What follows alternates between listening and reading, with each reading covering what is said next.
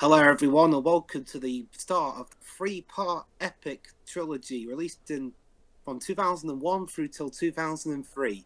This is The Lord of the Rings, The Fellowship of the Ring from 2001, directed, co-produced, and co-written by Peter Jackson. That's right, folks. We're about to cover the trilogy that put Peter Jackson on the map. Not that he wasn't on the map before, but it does one thing, love him or hate him. This is the trilogy, you gotta admit, is incredibly faithful to the books, like, down to the letter, even adds in some new stuff, and for the most part is regarded positively. There's just one little thing about these movies. They're meaty. Incredibly freaking meaty. All right. There's a lot to talk about, but since the movie is long enough, it just started. All right. Okay. Let's speak. Just to be clear, we are doing the extended version. Yeah. So, get ready for over 3 hours worth. I mean, almost everyone looks at the extended versions these days anyway. That's where the meme comes from. Alright, then start before the New Line Cinema logo in 3, 2, 1, click. I can only imagine how much shorter the theater versions were. 3 hours. I know because I saw all of these in theaters. Almost maniacally, Jova. Believe it or not, I saw Two Towers something like 7 times in cinema. Really? Coincidences, Jova. Basically, one time was with one group, another with another, and things escalated. It's ironic because from what you've told me, that's your least favorite of the trilogy. All in due time because I read the books. Okay, basically, Jova, the theatrical version was half an hour shorter than this one. But of course. So, like any good storytelling for a fantasy world, it's best to start with a narration about some lore building. In this case, it's Galadriel, a character we'll meet later, telling how times are changing because the Dark Lord of this particular world is awakening, as a being has been awakened. There are a lot of things that lead to this that are told, for example, in the Silmarillion, but for the context of this movie, the narration is perfectly serviceable. To put things in perspective instead on the meta level, up until this point, fantasy movies for Hollywood were seen as either jokes or basically bombs, box office poisons.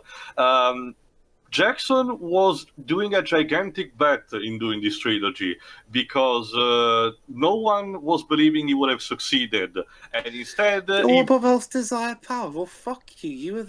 You're the species that brings yourselves up as the wisest of all beings. I know, right? Also, gotta love it. 7, King of the Dwarves, get it? Because Tolkien grew up in the early 900s. But yeah, needless to say, the narrator is quite biased against humans.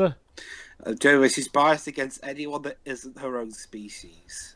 It kind of makes sense considering her lore in particular, or her character alone. But yeah, all of the troubles for the Middle Earth are happening because of one simple piece of jewelry. One ring to rule them all. Alright. Speaking of putting things on the map, like we mentioned earlier, another thing this film trilogy helped put on the map was an entire country. In this case, New Zealand. Yeah. Ever since this trilogy, everyone wants to move to film in New Zealand. And I cannot blame them, because New Zealand is a perfect territory for everything that you want. It has snowy mountains, gigantic plains, deserts, tropical forest, even if you want. So why not? Even Power Rangers is being filmed there.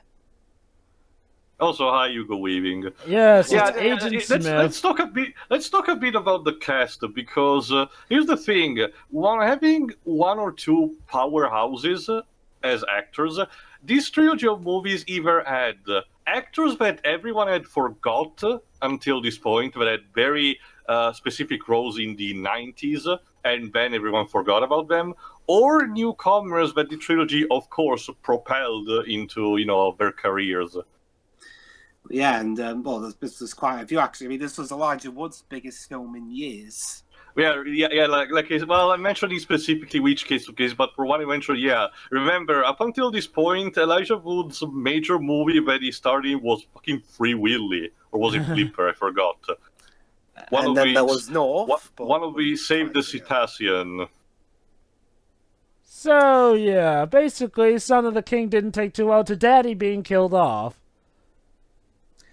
But You his know, fingers got cut Sauron, off you by a probably bit should of have this. reinforced your armor on the ring I because wasn't of expecting him to cut it off just like a badass. this. Also, for And that reference, killed audience, him. yeah, the ring is like a power connection and everything, And he so it blew kind up. of makes sense. It's like Jesus. it's like that episode of SpongeBob where it's like the stuff goes to Squidward's fries and he just blows up. Bad guy bad guy becomes dust. You know, somewhere a Disney executive is looking at this and thinking, maybe we can do this, but with superheroes instead. Hell, Pokemon did that like 10 years before as a joke. Or 10 years before Infinity War. Yeah. All right. Also, I watched the original theatrical Again, version, stop talking about men. so I know exactly what are the extended cut scenes, and we're about to get one. In the original theatrical release, Isildur's ambush and where he dies is just a simple series of photograms, and then we show the corpse. Instead, here we see actually how he dies. It's slightly elongated. I think it was fine for it to be cut because it doesn't really add a lot. Instead, it just showcases that it's just another proof that the ring has a will of his own and will betray its owners, which is not Sauron. So, like, it was like 30 seconds or anything, so it was fine. It was fine for it to be cut. Oh well. So there goes the Ring of All Power just to go down the lake. Yeah, speaking of people, of course, surprisingly enough, no one actually found the ring for all the time, which meant basically peaceful times, until it was found by the next person who will have his career propelled into stratosphere with this, Andy Serkis. We don't see much of him in this movie, but trust me, the next couple of the other two will suffice enough. Yeah. That's right. The ring took the being who rescued it. Yeah. I always Sorry, go on. Yes. You know, I always wonder if Gollum was always like this, or if he only became like this because of the ring. Well, I mean, obviously the My Precious thing only started because of the ring. The flashback at the beginning of Return of the King showcases that he wasn't a simple, hobbit that was living his life of his own. But as soon as he saw the ring, he was tempted by his power and became immediately malicious, and then eventually developed the second split personality. I must have forgotten that part from Two Towers. Return of the King. Oh wait, I thought you said it was in. Oh god. No. The Two Towers starts with a small flashback of an event that happens at the 2/3 of this movie. So the ring basically went, yeah, you served your purpose, but I'm out of quitting. here. This is because of the events that were happening in The Hobbit, which eventually got his own movie trilogy, so it will be safe for that. Yeah. Oh, funnily enough, again, no, actually that was the wrong word, but yeah. Obviously, while a project of this grand scale, filming 3 huge movies would take a while to film. They shot all over New Zealand between October 1999 and December 2000. Almost non-stop. And they did pick-up shoots. That means like just doing minor shots of stuff here and there. From 2001 through till 2004. Yeah, like a year after the last film was released theatrically. This is another added scene that has Bilbo explaining a bit of the Shire. Sorry, this is what it means, I'm pretty sure, but that's how we pronounce it in the movie. And him finishing his book there and back again, which tells the events of the Hobbit. I'll be fair, calling it the Shire isn't exactly very It's strange. It's strange though, because Tolkien was British, so you'd think that he would know the correct pronunciation. I think he wanted to go outside the norm for this one and make it sound more, shall we say, mystical. Oh yeah, another thing famous about this film series is the musical score. The entire trilogy's music was composed, orchestrated, conducted, and produced by Howard Shore. Did he use the London Philharmonic Orchestra? He used well, here's an interesting figure. Virtually all the score was done at a place called Watford Town Hall in Hertfordshire, in England. But and it was done mostly by the London Symphony Orchestra, although there was a bit of the score. This film recorded in Wellington in New Zealand. So yeah, this extended scene with Bilbo describing the Shire actually reflects something that is in the book. I'm not kidding. One of the most undigestible parts of the book is that almost its first 100 pages or something are devoted entirely about basically describing the Shire, Bilbo, Frodo, and some of its habits, including a bit of the events that are about to happen in the Shire. It is very long. I would admit that as a person who basically read the book out of his own curiosity. Would you say it's the good kind of descriptive long, or it We have a depends? also hi Sam. Yeah, in case you're wondering, yeah, Sam here is played by Sean Astin, the protagonist of The Goonies. What a weird, strange recasting choice here. He goes from chasing legends to being one, or in one. Again, this, aside from having a bunch of newcomers and star power, this is basically also a gigantic reunion of the 90s forgotten icons. And answer the door. I can't get up. I was in a mediocre to crap prequel trilogy. Ah, there he is, the child star Elijah himself. Wood, This Well, would pretty Elijah much be... Elijah, sorry. So, tell us, North, do you have any songs of wanting more to sing? Oh God, And- Jova, no more songs from North, please. The one And we got here's was instead enough. one of the fan favorite characters for obvious reason, Gandalf the Grey, played by Sir Ian McKellen. Yep. Yeah, I was honestly, I was amazed. How was he able to film? He had to film this, but he was also filming X-Men.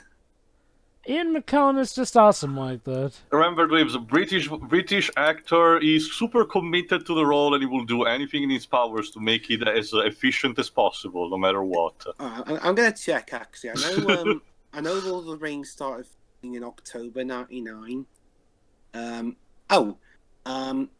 Filming of this took place from September '99 to March 2000. So what did that? So did McKellen have to fly back and forth between Toronto and New Zealand? Possible. So this is Gandalf the Grey, basically wizard extraordinaire, not to be Yeah, confused with Dumbledore. Explaining his entire backstory will basically have us being here all day.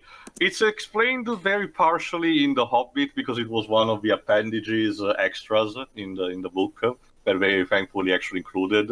To ask, all you need to know is that he's a wizard and he's very good friends with the Hobbit race. Hey, he's technically a man who's not bad. Yeah, here's one thing of the Hobbit society obviously parallels the typical British countryside. Except these hobbits are keen to be rather ignored because they don't like to get caught up in political events. Jova, if you're not, well, let me tell you from experience, from seeing both in media and personally, the British countryside is kind of like that. It's full of people who basically are akin to the tradition and wants to be left alone, and sometimes can be a bit stubborn. Yeah. So, precisely 60 years have passed since the events of The Hobbit, and our hero of the previous story, Bilbo, seems to having, still some desires for adventure, but he needs to celebrate his birthday, and which is a big of a deal because the Hobbit lifespan is usually the same as humans, around 100 years tops for this world. So Bilbo is kind of sort of an exception. Yep, he's lived quite a while. Why? Well, maybe thanks to a handy little ring of his. Yep. This minor scene was also added, again, to reinforce supposedly the connection that Bilbo has with... I reckon that was like was probably like the least expensive prop they made throughout this whole production. They probably just got a typical wedding ring and inscribed the stuff into it. Yeah. Considering the scenes that happen later, where they showcase the symbols, but I think it's CGI'd onto it.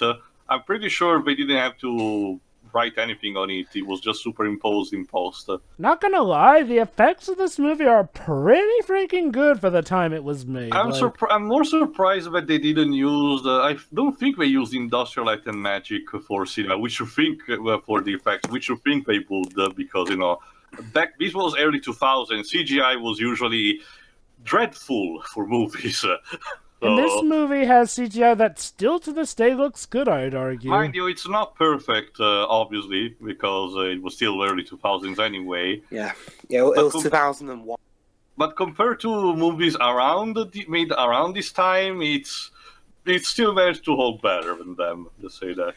I wonder if they fixed some of the more iffy CGI in the extended versions. I wouldn't count on that. It's not like Star Wars. Oh, most unorthodox. So yeah, how dare you show an emotion? Since this is filmed in New Zealand, they did cast a couple of Australian/New Zealanders in the film. But of Most course. notably, people like Kate Blanchett. Later on, we'll be getting that guy. Sorry, I keep forgetting. Carl Urban. Okay. Oh, and Hugo Weaving, obviously. Yeah.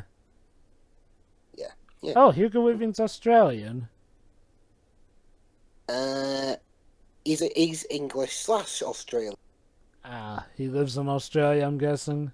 The cure for details is typical of the works of Peter Jackson, which will be noticeable also in future works like King Kong, in a sense that Jackson, he's a huge nerd, so he wanted to make a lot of things as detailed and identical as possible, and that includes, for example, the dimension and shape of the font used for some things like that billboard that you saw earlier, or the book that Bilbo was writing.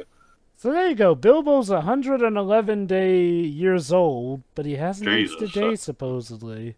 Yeah, whatever. Well, they had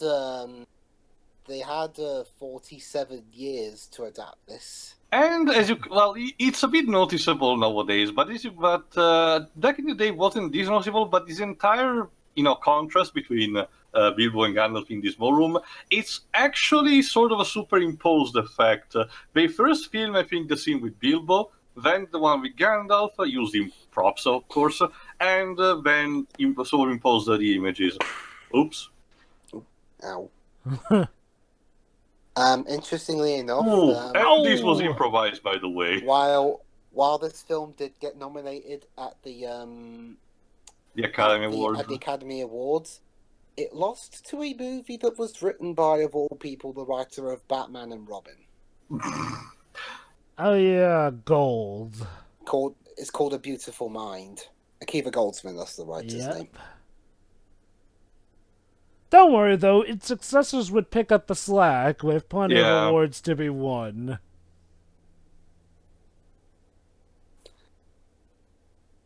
Teleports behind you. Well, at least they're polite. Yeah. That's one thing I appreciate in these kinds of film. Not everyone's a complete dickhead to each other. Yeah. Also, this is another small bit that was added, establishing the fact that the Baggins have a sort of cousin rival family, the Sackville Baggins, who basically are very intent on getting all of their riches just because they're dicks. I don't think it was necessary, so I'm okay for it to be that this was deleted from the the theatrical cut. Again, it helps setting a bit more of the lore of the Shire, but for the context of Lord of the Rings, it wasn't really that useful. I dare say, I think if there's one thing Jackson did dilute a bit, it was probably all the stuff about the Shire. Which, like I said, it's for the better, considering how it's handled in the book. It says something when even a nerd like Jackson knows when to toddle things down with that. I'll just say, Did the Basque version go into that? No, not exact. Well, the Vashki version is technically even worse, quote unquote, Dweebs, because in 2 hours it has to condense both Fellowship of the Ring and Two Towers, chopping away so many things. So you can imagine just how it is. Hey, at least it's not as bad as the Spiderwick Chronicles movie, which smushes 5 books into one movie. Really? Jesus. Oh, yes. It is a textbook example of how bad a book adaptation can get. I'll have to show you that movie someday.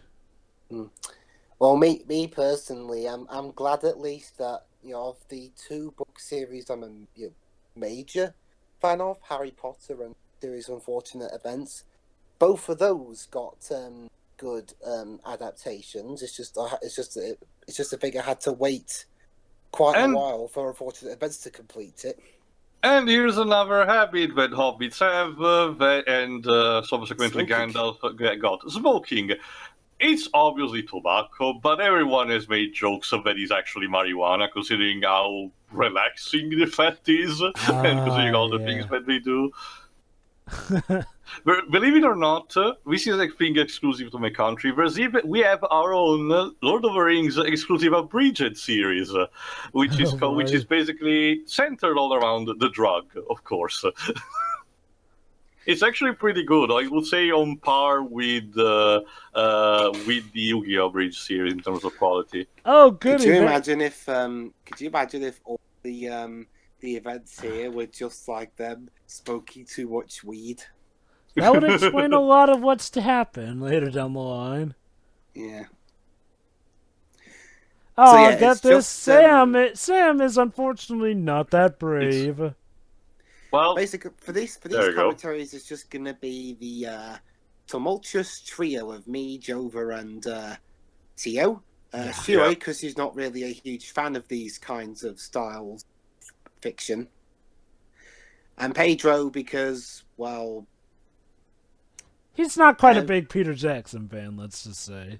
Well, yeah, we have the King Kong 2005 commentary for that to give a good example. My opinion of Peter Jackson is as follows. Peter Jackson is a very, very, very, very, very good director. But he is not without his faults. He gets carried away a lot, and it shows both in this and in King Kong. Yeah. Okay, now give credit to this movie. There you go. These are our new some of the newcomers. The comic relief. Yeah, I don't remember which specific name are the actors, but I can tell you one of them we already encountered because it was one of the side characters in Quantum Break. The other, the one who plays Pippin specifically, as his major next role would have been a supporting character in Master and Commander, the movie where Russell Crowe plays the role of a ship captain. And here's another small added scene, still around the Sackville Baggins. Yeah, again, it's like, I get it, it was mostly for the sake of comedy. I'm guessing it would have been fine, but basically I'm fine with either way when it comes to this. Basically, when it comes to the scenes that have been added for the extended cut, it's a bit all over the place, like I mentioned. Some of them are fine, others a bit unnecessary, and some of them are inevitably bad. But Merry's played by Dominic Monaghan, and Pippin's played by Billy Boyd. There we go. Let me check what Billy Boyd has done, because I think he still had a career after also doing the Master and Commander role. He was in Seed of Chucky. Huh, really? Speaking of which, anyone seen that new Chucky movie with Mark Hamill as Chucky? No, No. Actually.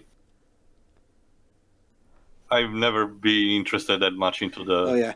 Hey, guys, wacky comedy. Whee! So from what you guys have told me, these two weren't in the book. Actually, yeah, they were. But they had a slightly minor role, in a sense that they meet Frodo and Sam later on. I honestly think I'm fine with this adaptation, basically introducing them before briefly, just so we know, oh, these two will appear before. and their role is pretty much the same as in these movies, just slightly downplayed. It's the Ralph Bakshi version that instead cuts a lot of the things involving them. For better or for worse. Yay, a lot of our possessions are on fire.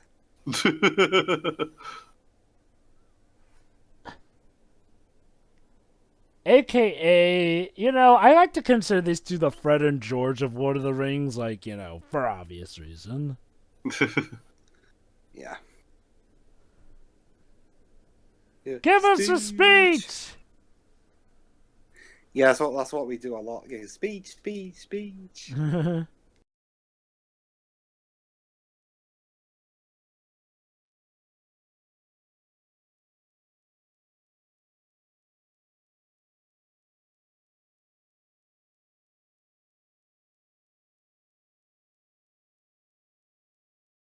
Proud feet. Yes. Good. Imagine what would happen if I wasn't.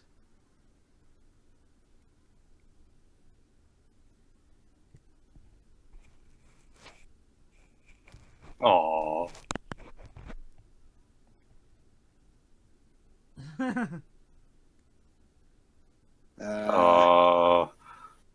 Thanks.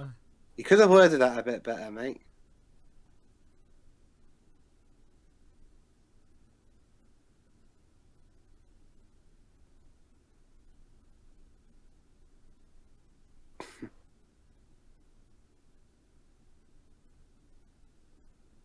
Put what off? My death.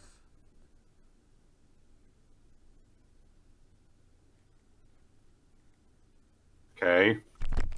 That's a great speech to give on your 111th birthday. No negative connotations whatsoever. Well, I knew there were some people allowed to do magic tricks at birthday, but this is ridiculous.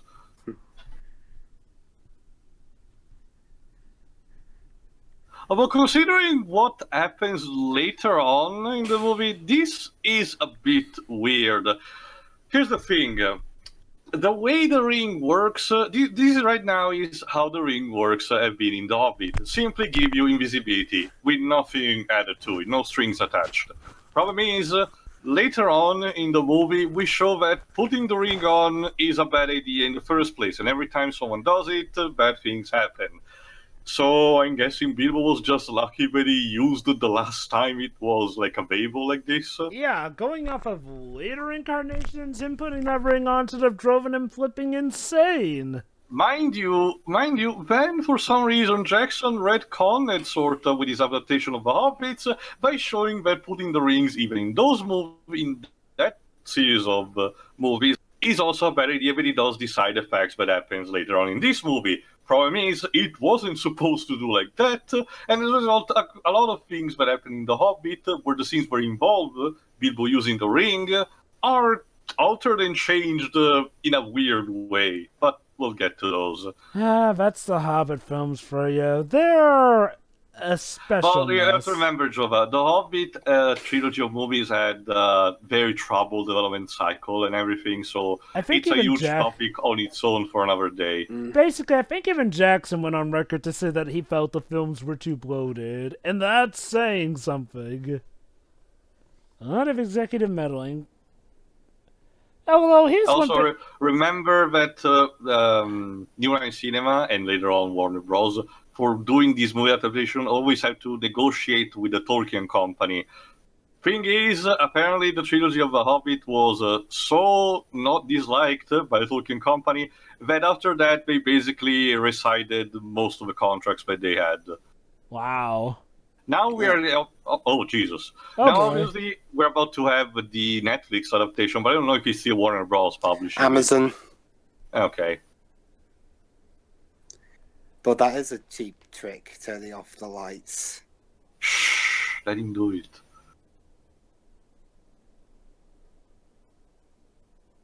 Basically, this is a showcase of the fact that Gandalf is much, much more than he appears.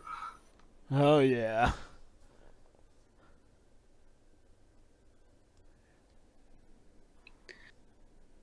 Yes, I can't wait to tell you that story. I'm sure it'll be great. Just give it a few bucks or so.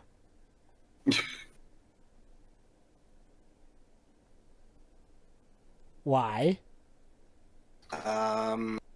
Yeah, actually, good point. Yeah, this is one thing you never get about the story. Why Frodo? Frodo's like that guy who you just see walking down the street. He's like your This average is Joe. unfortunate because it's explained better in the book. Frodo is basically the next in succession. Like one thing that the gigantic prologue tells you is the entire family line of the Baggins, which explains basically why it makes sense for Frodo to be the successor in line. Of I mean, course. especially considering what the films are going to show of Frodo much later on. He's not exactly hero material, really. Basically, we're operating on DuckTales logic. Frodo's parents are dead. Dead in this case, mind you, don't talk about the more recent show. And Bilbo took him as a as a gesture of pity, and obviously they grew as a family as a result. So it's basically the ending you just described, Bilbo. That's basically the ending of every book ever. Well, that's poetic, I guess. Now I never get why Bilbo has to like fake his disappearance. You're like, you could have just taken off the ring afterwards Also, and said, "Hey, I'm just traveling off," and told his village all that. I think earlier he titled the book "The Hobbit: There and Back Again." Shouldn't he have titled it "The Hobbit: The Battle of the Five Armies"? Well, that's what happens at the end, Louise. Let's not That's the forget. thing, though. The book that film was supposed to be called "There and Back Again," but it got changed to "Battle of the Five Armies." Here's the thing, Dwibs. The Hobbit was originally just one book. Just one book. Somehow it got split into 3 gigantic movies. Well, mind you, Jova, if you haven't, oh Jesus, I recommend you watch the reviews that Vinkara did of the official comic book adaptation of The Hobbit, because I think he does a good job in explaining a lot of things tied to both these three, one of The Hobbit, and why, in his opinion, it kind of makes sense to split the movie in at least 2 parts. Well, yeah. I mean, 2 parts. That was the original plan. It was the point by the 3rd movie though, where everyone threw up their hands in frustration. Again, let me remind you, even Peter Jackson didn't want to do it that long. Yeah, get this: 60 years, and only now, mind you, only now Gandalf starts making some question about the fact that maybe, just maybe, the ring that Bilbo had may have been something more than it was. Mind you, in the land of Middle-earth, magic rings are not that common. So, aside from the ones that the prologue mentioned, Gandalf should have raised some question quite a long before. And don't worry, the movie will call him out on this. So he's gone to stay with the most egotistical race on Earth. Oh, we'll get to them eventually. I'm not going to let birthday. that go. Oh, trust me, Dibs, a lot of Christ, people it's the call whole them out geeks. nowadays.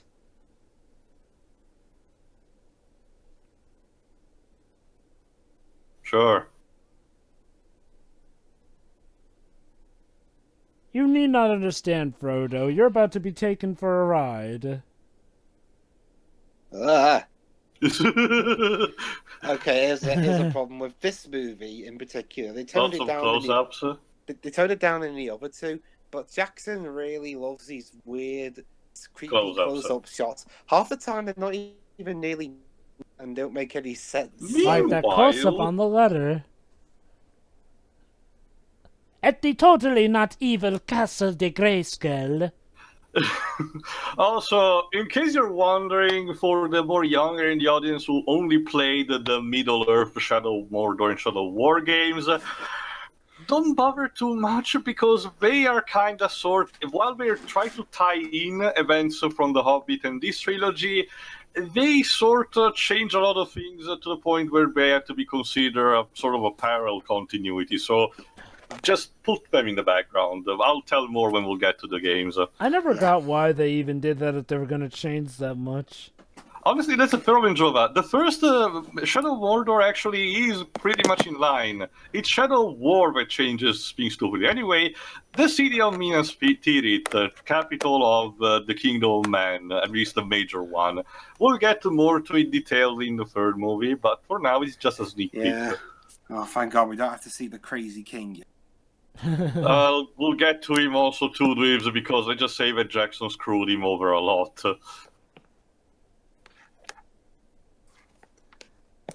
Oh, and also we mentioned the Amazon show. Yes, we will be doing that one too when that comes out. Yeah. Sure, why not? I'm fine with that. Overall, I may criticize a lot of things and say that they're not similar to the books or stuff like that. But yeah, at its core, I'm still a huge fan of these movies. Yeah. They were basically a gigantic introduction to me to the whole fantasy genre because I have a nostalgic connection. I basically grew up with these movies as they went along. Saw in theaters on a yearly basis. They were studied specifically to be successful and imprinting on generations.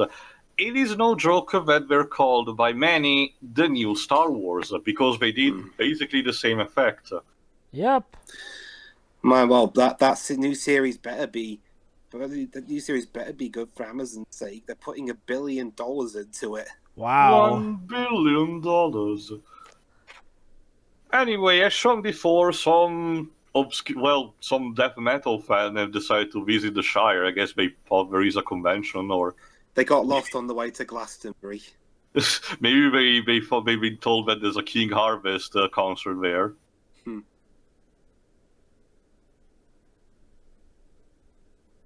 Blow him up.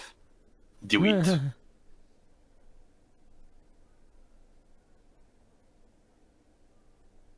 Yeah, there's another thing. Jackson thankfully downplayed it a bit, but the books are chock full of songs.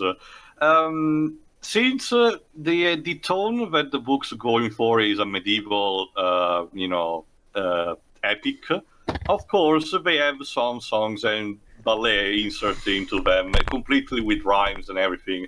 Jackson didn't put all of them, thank goodness, because I'm not exactly a fan of musicals and interrupting that.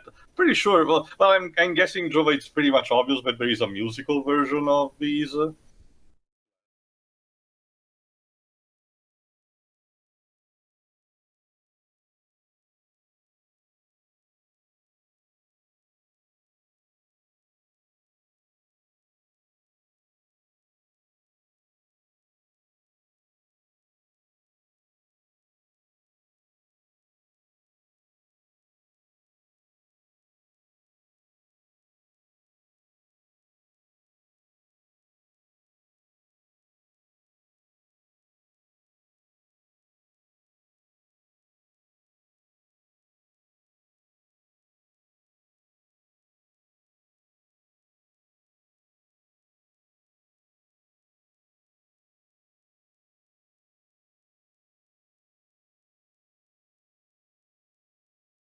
Anyway, Jova, what I was asking is, since you're the musical expert, did they make musical out of this? I think there is. I mean, it's pretty. Aside from the length, it should be pretty much easy to. Jesus Christ! You could go for a horror movie with close-ups like that, Gandalf. Although, to be fair, he has very good reason to have hurried here. Remember, Jova, this was done by New Line Cinema. They were like the edgy company that specialized in films that were supposed to be for kids, kids and teens, but we tried to be a bit more risque. Which reminds me of another thing. Rating-wise is an interesting thing. Rating-wise, all the three movies are PG-13. So technically speaking, they have a rule of having one swear word per movie, but we don't use it. So a common game that people do is that they ask a question. Pick a scene where you think that you should put this swear word to put in a movie. Although, to their credit, you can sometimes swear more than once in a PG-13. The rule is that the rule is that you can only say the F word once. What about just a straight-up PG movie? Sometimes you can get away with the S word in a PG movie, surprisingly. So basically, next year I'm going to Clifford the Big Red Dog saying shit. Oh my god. Oh yeah, is that movie gonna be live action? Live action animation, and it's from Paramount. Oh jeez. But anyway, yeah, apparently the evilness of Mordor and Sauron is so powerful that even uttering its own language is considered blasphemy, basically. Voldemort, anyone? Don't say it, Yeah. Joe. Oh, no, wait, wrong series. Probably should say, yeah, this series gets compared to Harry Potter a lot. Again, to the point where there was actually once a campaign to get Ian McKellen to play Dumbledore when the old Dumbledore sadly passed away. But Ian McKellen refused because Richard Harris didn't like him as an actor. So, yeah. Kind of a shame. I would have loved to have seen Ian McKellen as Dumbledore, not So, gonna yeah, lie. well... Funny enough, Trevor, both first films of these series came out like a month apart from each other. Yeah. I remember And around this time, funny New thing is that Line still wasn't owned by Warner Bros., I think. How Well, ironic, Time because Warner. Warner Brothers would later go on to own Lord of the Rings. Yeah. Well, that's the thing, New Line Cinema was under the same company that Warner Brothers was. They just didn't merge the two together up until the Golden Compass turned out to be a box office disaster. So, I guess thanks Golden Compass, because nowadays these meant that Warner Bros. Usually have the gaming rights for most of Lord of the Rings and Hobbit games. Hey, better than Although EA. I will get back to you, Jova, because actually, at least for the first couple of years, they were actually pretty good. Yeah. They still use New Line as like, a second-party company of sorts, but New Line is pretty much just another word for their Warner cheaper Brothers. movie. But yeah, much like in later Harry Potter books, Sauron had the right idea to infuse part of his power and his life essence into the ring. So as long as the ring is not destroyed, Sauron will automatically regenerate. Hey, that makes like a Horcrux now, doesn't it? Yeah, so they can't just hide. They can't just bury the ring. Okay. I'm actually surprised that there's not a campaign to have a crossover between Harry Potter and Lord of the Rings at this point. Seriously. Similarities and Horcruxes, a Dark Lord. Jova, we haven't got a crossover between Harry Potter and Doctor Who, so we don't have a chance for this. Wait. I didn't know there was a big campaign for Harry Potter and Doctor Who. Oh. Well, Jova, British thing with a huge fandom, so... Oop, don't lose your head. No, Frodo, it's your burden to bear. Not only that, as Gandalf is about to explain, a ring like that is like sort of a power conduit. With a being that is more in tune with magical energies like Gandalf, it would be pretty much a big no-no. Yeah. Seriously, you give it to Gandalf and next thing you know he'll go crazy tearing down bridges everywhere. Yeah, but we'd have to put him in a deep sleep for like thousands of years. Then he'll become Michael Fassbender. Then he'll age into Ian McKellen, except in the 90s.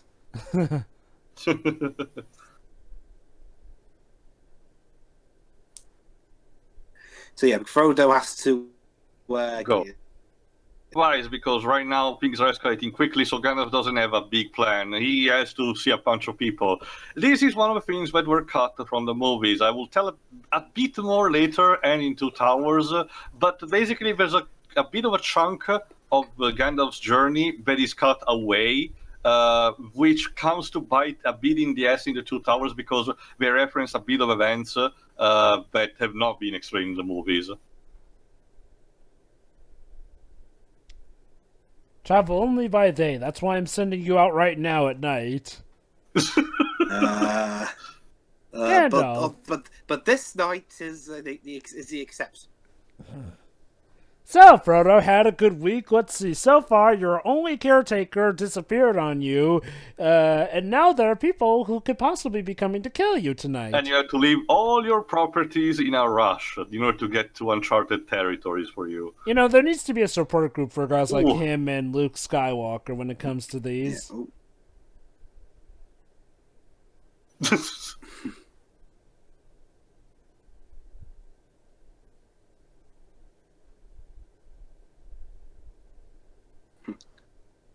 Poor Sam. Sam is almost the real protagonist of this. While Frodo basically has the entire burden on his shoulders, as you will see later, Sam plays a vital role as his companion and as arguably a more important and visible character development. The most I got from Frodo is he goes from guy who doesn't know Frodo what is the very fuck passive. to do That's to... his major problem. Frodo lets a lot of things happen, and his personality doesn't change that much throughout He the goes stories. from confused guy who doesn't know what to do to confused guy who... Partially, this is a bit the fault of Jackson's adaptation, which makes Frodo a bit wimpy. Because one thing that the Basque adaptation got from the book is that Frodo may have been a bit insecure, but he was still a hobbit at heart. So when it came to be courageous, he didn't hesitate. While here he's much more scaredy cat, insecure, and prone to fail. Oh, okay. And holy cow, he looks young. Like, I get what some people say. It's like, in some cases, he looks even younger than when he was a kid in this movie. The practical effects used for this movie are actually really great, down to reducing the actor sizes for the scenes, and to the detail, like having the actor play the Hobbit, having the hair, their typical hair to their feet. Development's interview actually tells that the actors, Elijah Wood, Sean Austin and the others, had to basically before with each day of shooting, they had to basically immerse their feet into basically tubs of glue in order to have the hair stick out. Okay. Now scenes like this are actually pretty fun, with Frodo actually encouraging Sam to move on. So, it's not like Frodo started off being wimpy. In fact, if anything, I feel like he got was there to get to that. Aside from how Frodo is interpreted in... this is another... this added scene specifically, which expanded a bit more of Sam and Frodo traveling, is pointless, if you ask me. We already had enough that reinforces the friendship between Frodo and Sam, and we're about to witness an event which will be forced down our throat, basically, through the rest of the trilogy. So overall, this is one of the added scenes that had much more sense for it to be cut away. Oh boy, what elves? Actually, no, Jova. Specifically, the elves of part of the elves of Rivendell migrating to the Grey Heavens. Even while they're walking, you can tell how self-centered they are. That's fantasy elves for you, dweebs. This is a subtext that is going on through the entire trilogy. The elves are sensing that their time on Middle-earth has ended, so they're basically returning to a place where they belong, on an island far, far away over the sea. It's a lot of stuff that is better in the Silmarillion. You don't really need it right now.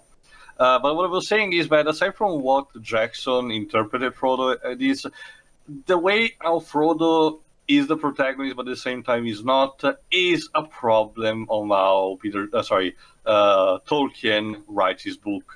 Tolkien is not a conventional writer in a sense. For example, he doesn't have a clear idea of how a book structure is. You have, to give an idea, this is a problem that happens also in The Hobbit. A common trope that happens in these books of him is the structure instead is beginning, rising action, climax, falling action, and two more climaxes, and then a gigantic falling action. It's a roller coaster, to the least. Oh, here we go. One of the best characters in the entire trilogy, Saruman the White, played by the legendary Sir Christopher Lee. Oh, yeah. And I think Christopher Lee was the only guy who actually met J.R.R.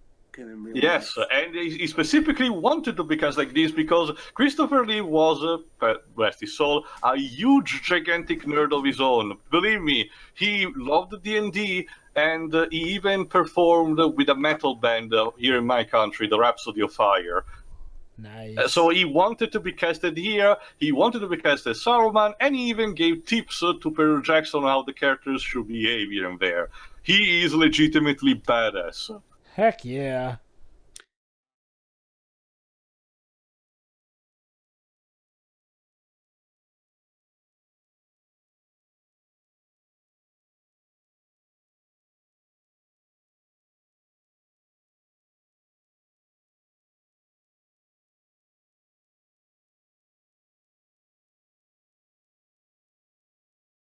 Oh, here we go.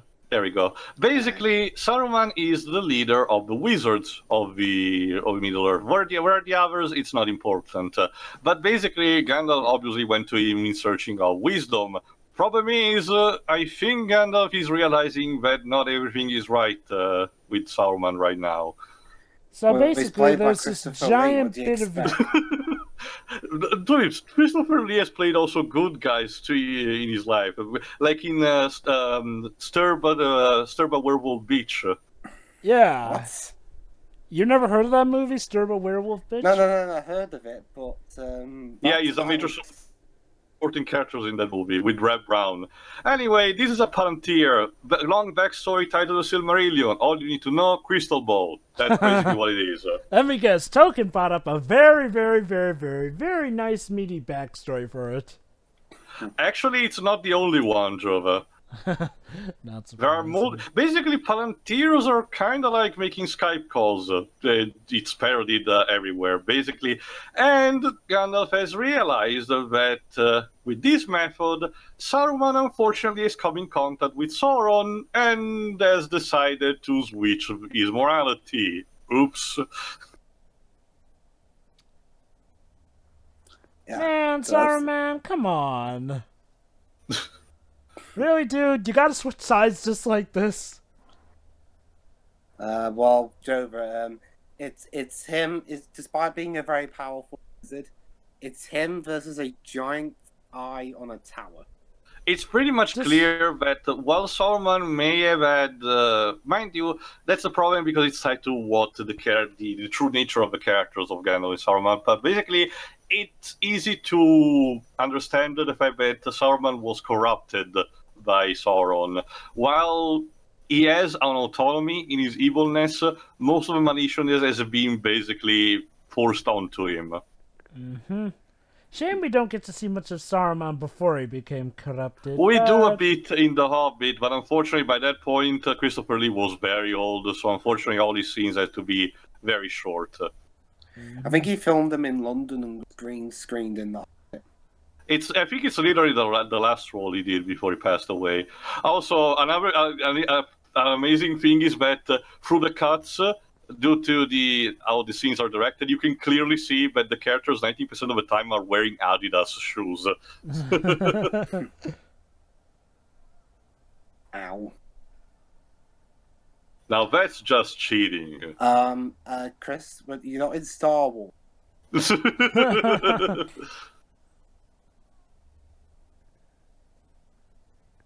You could have joined the dark me side. round, Baby, right round. Like a franchise that will go on for several years. This could make for a great time in the motion ride! Gandalf died. Seriously, just impacted onto the ceiling or something. Okay, did Gandalf just die like that in the book? No. So that'd be pretty lame. Oh no, we accidentally entered the Children of the Corn 5. Yeah, that's the thing. And we cut from giant betrayal to comedy. Corn. Tra la la la, tweet. Yeah, it's like a freaking Bambi. Well, okay, that's less death, but Hi, Merry and Pippin. Fred, George, you're here. hi, Frodo. Considering how Tolkien is British and everything, I wonder if he wanted to reference the two comedy relief characters of the Hamlet. I keep forgetting what they're called. Something Flagstaff and Guttersmack or something like that. Pardon the pronunciation. The two that die in the middle as one of the story spoils. Yeah.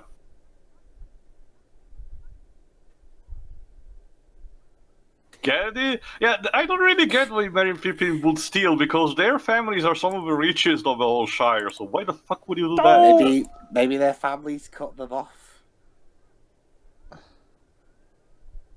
Oof. Jesus Christ, who doesn't know that we left on this journey at this point?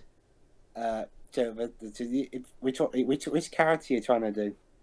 Yeah, the carrot stuck up his ass. Classic. What the fuck? Detour. Ooh.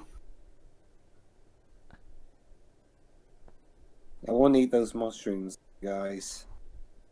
Well, mind you, the hobbits are being very expert in, cultivating things and breeding animals. They pretty much know the different types of mushrooms. So, I ever have the bad feeling like we're being watched and chased down.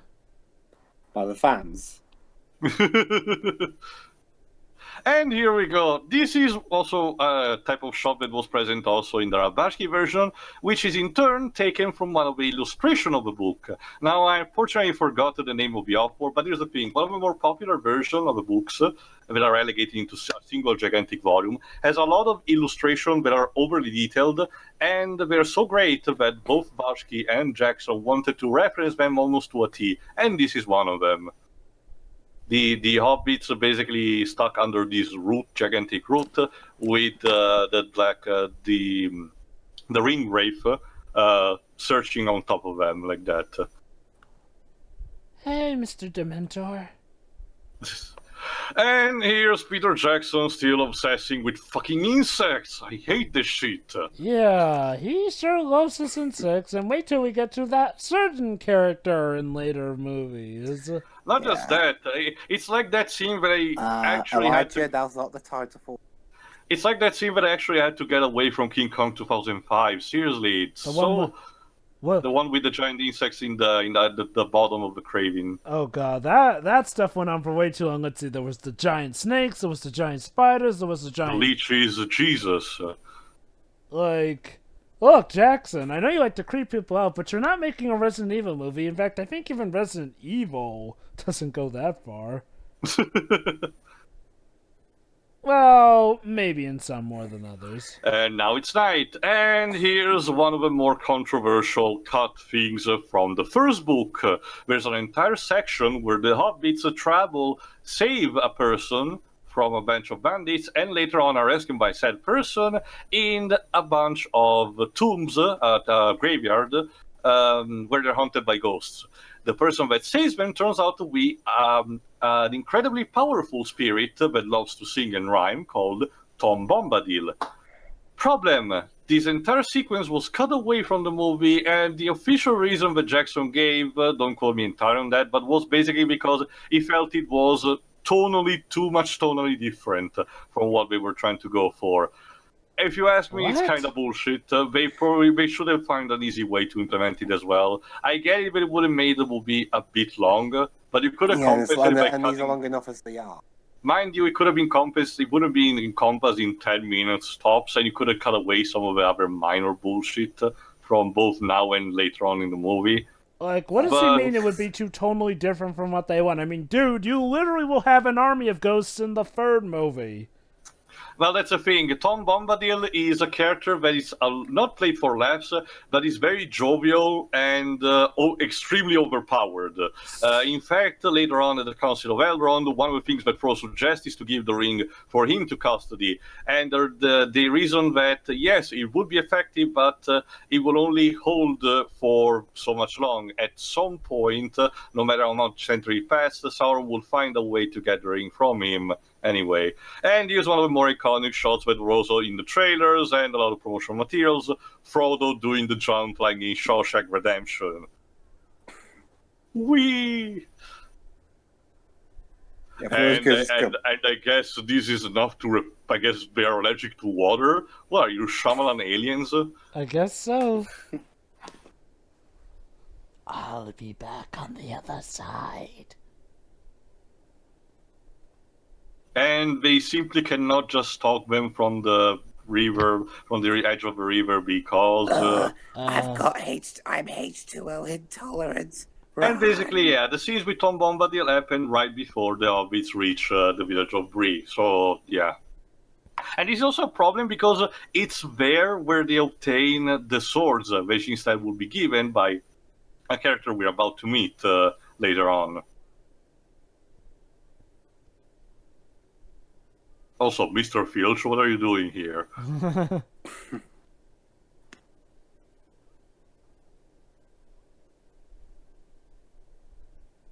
Bree is a small village that is structured like your typical European medieval small village with basically not a lot of architecture, very simple. It's mostly for commerce and stuff like that. This is due to how the rest of the land in the north of the Middle Earth are constructed and their backstory. So that it will take, again, another long day to explain their backstory. So just take it that it's like, and here's Peter Jackson himself for a Yeah, cameo. hi Peter. Hey! Yeah. See- That see- guy will forever be known as the guy that eats a carrot on camera. And here's the prancing pony we need to get. Well, there's the thing. I honestly don't know if it was for this ego because he wanted to homage, directors like Alfred Hitchcock. But Peter Jackson loves to cameo in his own movies. So, of course, what's the best place to go to a traditional medieval fantasy village? But where else? The tavern. It is neat how, they're actually not racist against hobbits or anything. Well, that's the thing. We're practically their neighbors, and they're good for commerce because the hobbits cultivate a lot of exclusive goods that they trade off, including, for example, the bagpipe. You see, narrator, humans aren't really as bad as you say they are. Also, interesting thing. While this scene doesn't have any added scene for the extended cut, this scene was actually it's a different shot of this scene. They used a different take for some reason. It's practically identical. It's just the delivery is a bit more improvised. I don't know why they did it. Speaking of in Correct. terms of actors being cast in this film, you still there, Jover? Yeah, I'm here. All right. For Ian McKellen as Gandalf, they actually had two other actors in mind. Sean Connery, Yeah. but he didn't. Which he refused in order to do instead League of Extraordinary Gentlemen. Great horse to bat, buddy. There were a lot of which was- movies that you know, Sean Connery put off to do League of Extraordinary Gentlemen. But you know the reason why he turned down the role? Why? He didn't understand the plot. What? I mean, okay, look, for as long as Lord of the Rings plot is, it's rather simple. A bunch of people have to go walking towards It's a D&D quest. Pretty what the much. fuck is wrong with you? Meanwhile, Patrick Stewart turned it down because he didn't like the script. So, Honestly, How that's ironic. more Hang on. understandable. That's the one I find. quote-unquote. That's the one I find the most egregious, though. He turned down this, yet he was okay with being in Star Trek Nemesis. how about Star Trek Insurrection? Well, I'm going by what came after this one. You know? Okay. You know what's funny? He turned this down, yet he was okay with the Emoji Movie, where he plays poop. Elijah, wake up. Yeah. I found the thing. Basically, before McKellen was cast, he had to sort out his schedule with Fox because there was a You're 2 month. an idiot, Pippin. Sorry, Because this filming and the filming of X-Men overlapped by about 2 months. And here's another trailer shot. Oh no! Slow-mo. Oh no! I've had the ring for like 1 day. Oh. And here's where we start in a second. Yeah, seeing. As Gandalf told, putting the ring on basically attract the ring wraith. But here's where putting the ring on starts to be a bad idea because now, for some reason, Sauron decides to be a dick to whoever wears the ring. Give me my ring back. But aren't you kind of nothing? What am I I supposed to give it to? don't know who does the voice of Sauron. Salah Baker, I've think. heard that name before.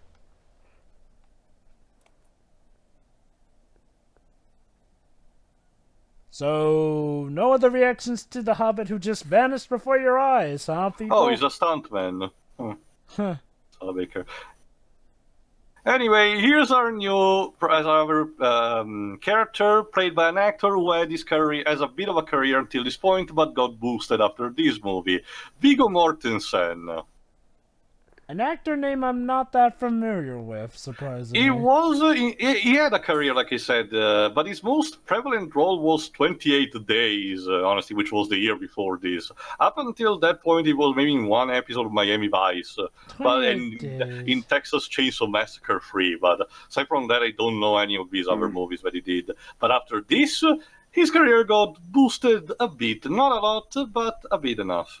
Ironic, He was in the remake of Psycho. And the protagonist of the world. Over the road racing.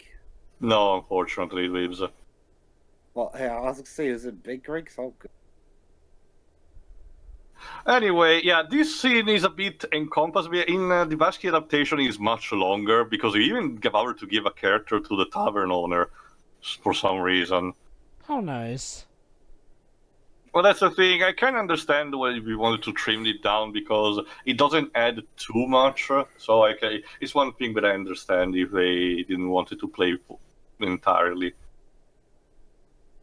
Yeah, here's the most baffling thing. So the tension is rising and everything.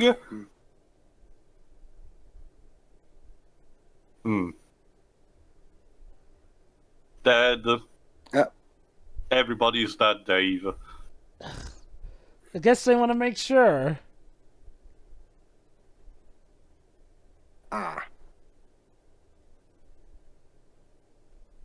And yeah, you just got pranked. Okay, seriously, the ring rates are not this stupid. Why? What the fuck happened? Mind you, this happens also in the book. It is how Tolkien wrote this scene.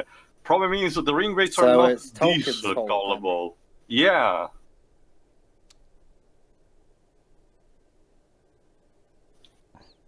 So yeah, connected to the initial exposition, the ring rates are what happened to the 9 kings of men. Eventually, they became extremely corrupted because they're the weakest race in everything. Again, how did this not happen to the elves first? They're the most big-headed. It's explained in the book, unfortunately. So basically, to give a long story short, the elves are constantly tempted, but we basically take away the rings before it's too late. And the dwarves instead have the passive effect of becoming super greedy. The problem is these attracted instead the dragons, which meant that most of the rings of the dwarves have been lost or fused by the dragon breath. Mm-hmm. Oh yeah, Smog will let you know enough about that. Yeah. You might want to do another retake of that. His staff hit the camera. Oops. We'll call it immersion. Well, I'll just call it whoops. So yeah, this is one of the rangers, as we was told before. People who roam around the northern part of Middle-earth, since there's no real civilization anymore. So now we're headed out to apparently Rivendell. he knows Gandalf, so he wants to take them to Rivendell, the House of the High Elves. Oh boy, the elves. Yeah. But do we have to walk across the breadth of New Zealand to get there? Yes, Yes, we do, for the camera shot. Okay, folks, if there's one thing this movie definitely inspired that you probably have seen if you've seen the movie in the last 10... Yeah, it's the aerial shots. Like, holy cow. Look, would you believe that just off of this camera work alone, that's part of the reason why some people will film in New Zealand? Oh yeah, here's another thing you need to know. Hobbits eat a lot. It's very uncharacteristic. It's ironic, ain't it? They're much smaller than us, that they probably eat more. Again, it's almost like satire of the British countryside society. Huh. Oh.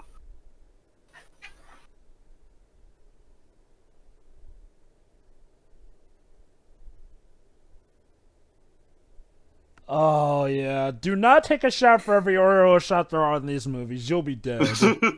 Anyway, here's another small added scene for the extended cut where we travel through a swamp, and after they rest with a campfire, the ranger will explain to them a bit of a story, a small story that happens actually in the Silmarillion, and is connected to his own backstory. It's sort of a foreshadowing for later on.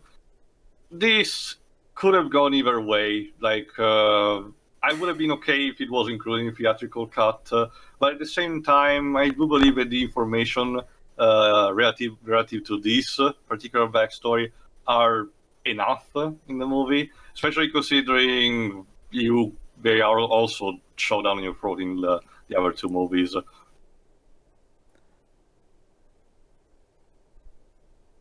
None of your fucking business. Yeah, Beren and Lúthien. Actually, one of the better stories of the Silmarillion. I actually could see the Silmarillion being done as a TV series because it is compressed into it's a series of micro stories, and Beren and Lúthien is one of them. An elf, a princess elf, and a man who basically fell in love and were star-crossed lover, but eventually married and had children who were basically hybrids who granted a new dynasty of men. Mm-hmm. Meanwhile, Sauron is delecting his kite calls. Boop, boop, boop, boop. Sorry, what was that? You cut out. Build me an army worthy of Mordor, and I will make it worth your while. Also, I'm sorry. All I heard you say was build me army while what? While you sit there. And here we go. Basically, now Sauron will act as the second major threat outside of Sauron, and will start redecorating the place. Yeah. hey, Gandalf's alive! Yeah, he survived being crushed onto the ceiling for some reason. I guess Saruman just left him there as a corpse. He probably thought he died. Yeah. How did he get up there? Teleported, I guess. Remember, Saruman stole his staff too. He used his mutant. He used his mutant gene to survive. No. What happened was, Jova, he used the Force to lift him up there. Oh, be careful about messing with nature. It may fight back. Who cares? Just rip them all, because industrial age. Thank God, the tree characters were never my favourite this series. So it will be more apparent later on, but Saruman now is basically becoming a parallel to the industrial age, especially since Britain played a big part of it with the discovery of coal as a source engine. I smell an environmental message coming. That's for the next movie, thankfully. It's funny you say that, though, because Ian McKellen's so British. A lot of people are British in this movie. Well, they're either British, Australian, New Zealand, in Viggo Mortensen's case, part And Danish. there we go. In this version, it's the ranger who gives them their swords, which are not exactly the most pristine ones. Hey, which is a bit bullshit because Tom Bombadil instead gives them actual decent magic swords. Well, you know how it works in an RPG, Tio. You gotta start from the bottom to make your way to the top, weapons-wise. How much do you eat, Pippin?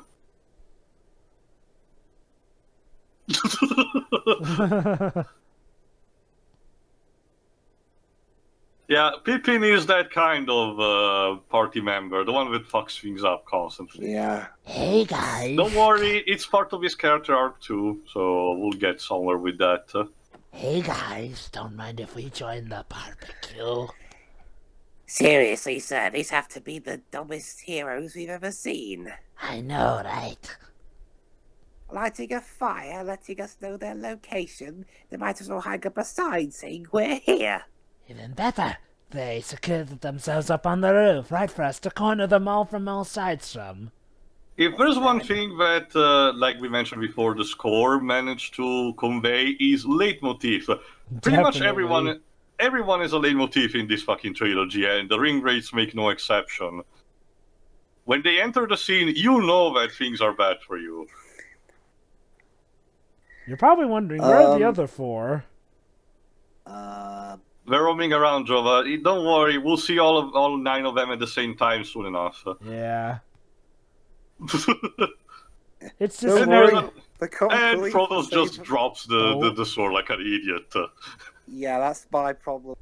Frodo in the series, he rarely fights back at all. Oh, He doesn't even learn that to- ringwraith is particular. I wonder if he's special compared to the others. He doesn't even really learn to fight back. Most of the time, he just stumbles around or trips over or God knows what else. Yeah, Frodo, I think that was a great idea. What an idiot. We can see you.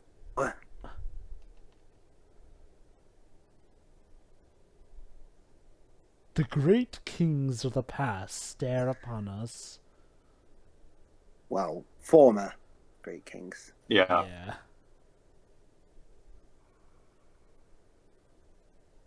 Now that's just rude.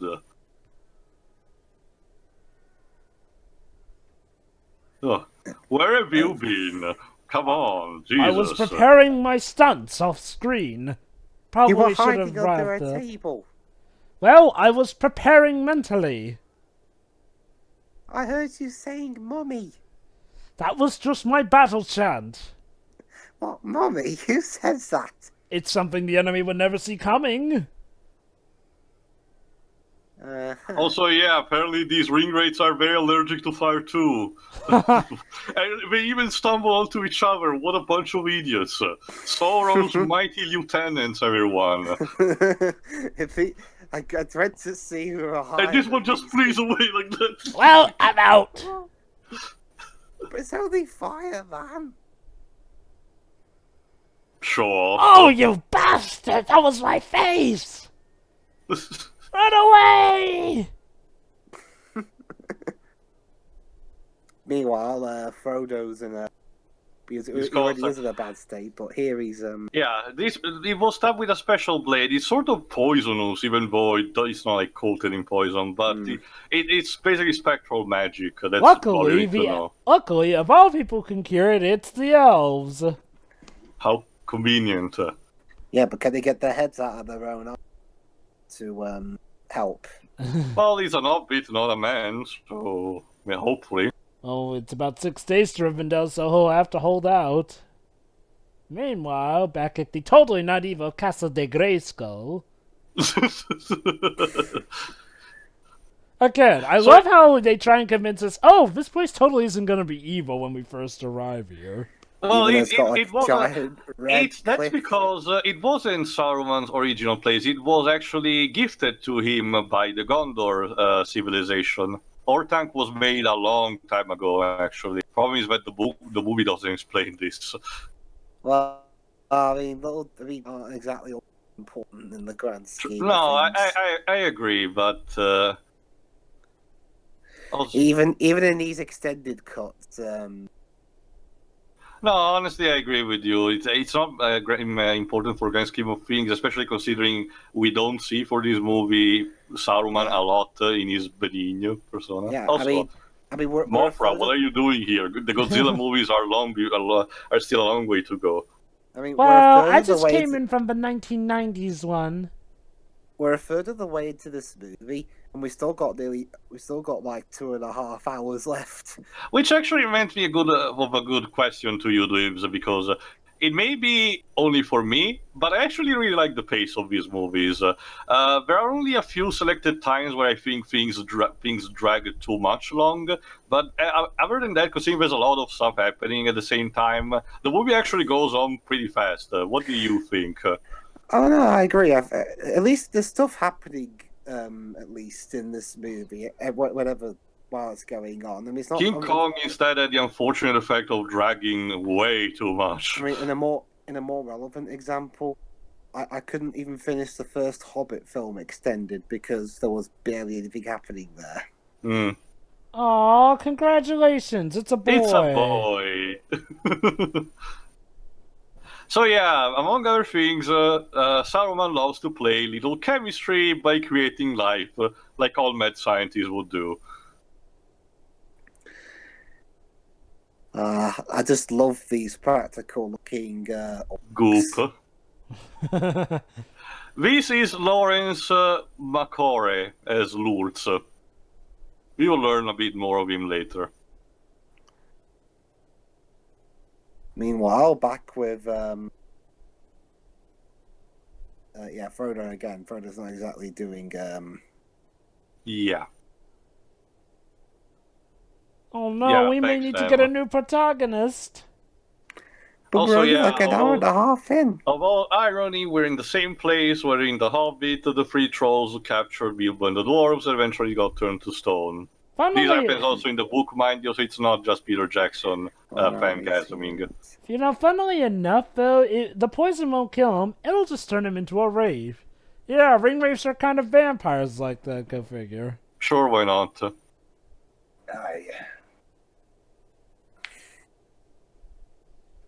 Being a ranger, of course, are oh, jeez. Okay, here's one thing that they changed from book that I really, really didn't like. At this point, the party meets an elf character, one that will help Frodo go to Rivendell faster thanks to his steed. Okay, in the Ralph Bakshi version, it was Legolas, a character we'll meet later, which make a bit more sense because since it was a very compressed story, they wanted to foreshadow him for later on. In this is Arwen. Our Ranger's love interest, played by Liv Tyler, and we know how Liv's love her, this actress. Problem is, in the book, it was a completely different character called Glorfindel, a very badass elf, mind you, but for some reason Jackson didn't include it here. That's the thing is that he doesn't have overall a lot of screen time in the original story. But the thing is that Jackson went out of his way to include characters that have minimal screen time before and after this scene. So why the fuck instead he includes Arwen in this scene instead of Glorfindel is beyond me. This is an interesting thing, though. Apparently, she was supposed to be part of a big fight in the second book. Oh, well, I'll get to it, Dweebs. Believe me, it gets even worse in the Two Towers. Well, don't worry, I'll be quick. Go on. She's going to be part of that. She's going to be part of a big fight in the second film, but fans pitched a fit that it wasn't accurate to the book, so she was dropped and replaced by some guy. Which was still in the end inaccurate to the book, but again, we'll get to the Two Towers eventually. Arwen, she's, from what I see, one of those broken base kind of characters. That's the problem, Jova. It's this movie's fault, because when it comes to the original tale, she's fine. It's not like super special or anything, but it's fine. It's a parallel to the story of Beren and Lúthien that was mentioned before. Problem is, the movies shove her and their story arc as our Ranger's lover all the time. It's shoved down your throat all the goddamn time. It's very distracting, and it interrupts unnecessarily the movies. So I guess that those fire injuries were very minor, because now we have all the 9 ring rates at the same time. 'Tis only but a scratch. Ow. Well, now that really is a scratch to my face. You're gonna pay for setting yourself fire. Oh, wait, different person. You're still gonna pay! Wait, what did I do? Exactly.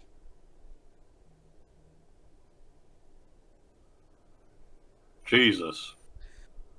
You know someone's evil when their horse mugs at you like that. We are demonic beings. We could go a bit faster.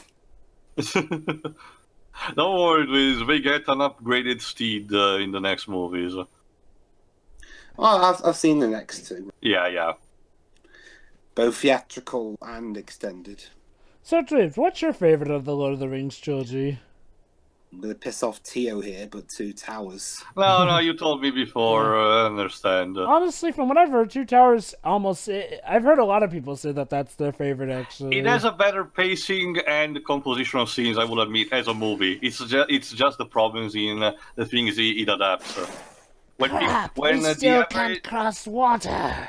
When the average person who hasn't read the books and cannot stand a lengthy movie like these ones, the argument that it does, the Two Towers is basically the exemplification of that, because it changes a lot of things. But again, that's the thing, though. In the next movies. Liv Tyler isn't half as annoying here as she is in The Incredible Hulk, so... Bad Well, she's direction, better maybe? directed, remember, Dweebs? Yeah, one film is Peter Jackson, the other one is the guy who would later go on to create the first Now You See Me movie. Oh, crud, maybe we should go to the other side! No, Seriously, run the- away! Run away! Yeah, seriously, this feels like the climax of a She-Ra episode. And I mean, the classic one. But yeah, you know, at least, well, hey, at least she gets that moment to be awesome. No, I'm okay with that. Actually, that's what happens also in the books. It's just, but it's a different character, but yeah. Oh, That may have been the most awesome thing I've ever seen. Not a Arwen, bad note to maybe go instead out of trying on. to comfort him, you should just hurry the fuck up. Oh, a single sexy tear. oh crap! What do I do? It's clearly so CGI'd. We couldn't even get Liv Tyler to cry properly. Holy shit.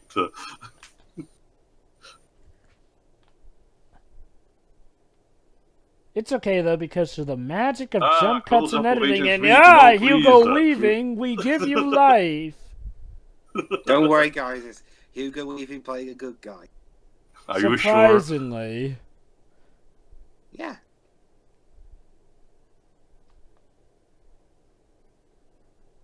How do you know the time? Mind you, you can calculate where morning is, but how do you calculate exactly the time? If you don't have clocks? And the date. Hey, Well, a Gandalf! calendar is more easy, Dweebs, but it's just the measuring the precise time of the day, but it's a bit more complicated.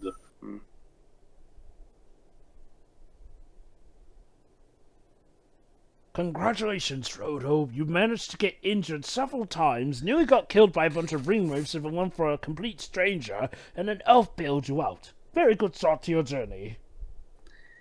I'll get better, I swear. I'm sure you will, my boy. I'm sure you will. Totally not. I'm so scared. Of course. Oh. Yeah, Yeah, delayed. I was delayed. I was filming the So, X-Men because movie. he hasn't been a dick enough, Saruman keeps tormenting Gandalf like a sadist bastard. Yeah. I was filming the first X-Men movie. Yes, I had to pretend I was made of metal. Whoa. Oh. Oh, you can just tell Christopher Lee loves every scene that he's in. Yeah. Stop hitting yourself. Stop hitting yourself. Yeah, that's the thing, though. What would make Christopher Lee? What would make Sauron think that Sauron's gonna share his power?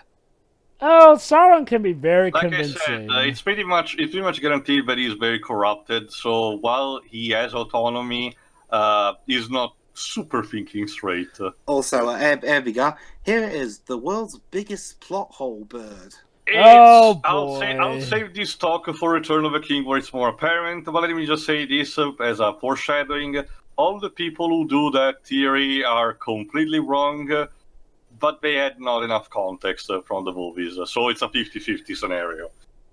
Yeah, basically, everyone asks why can't those eagles just fly everyone to Mordor? Again, I'll save it for the Return of the King. Oh my god, it's Red Skull!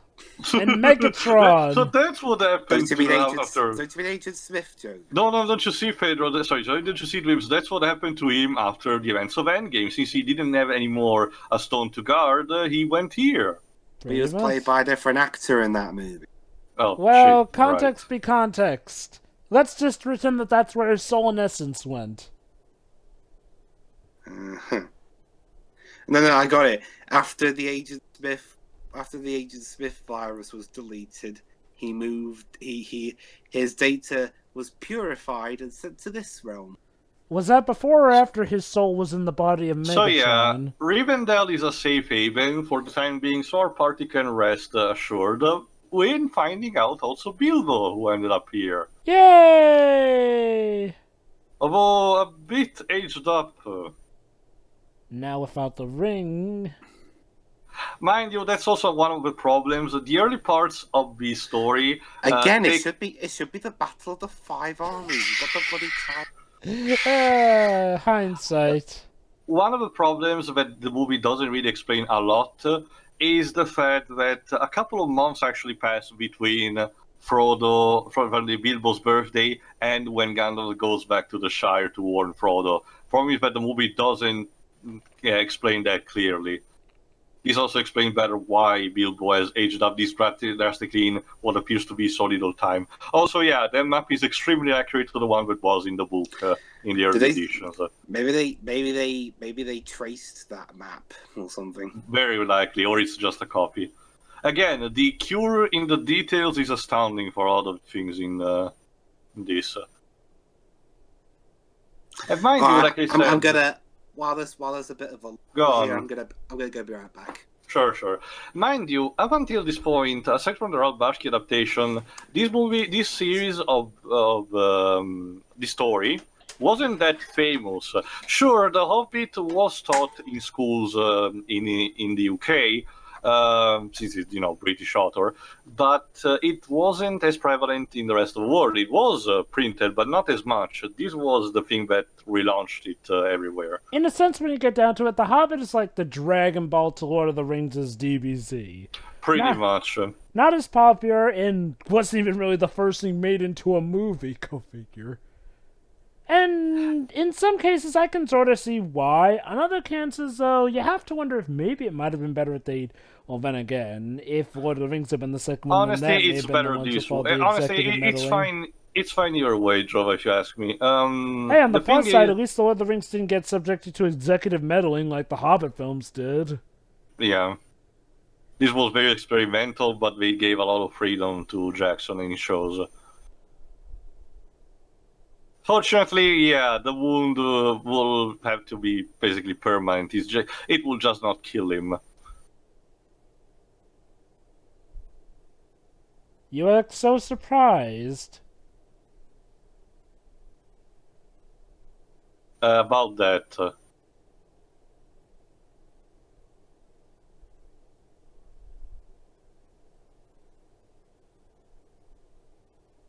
So, yeah. Not exactly the best scenario. Mm-hmm.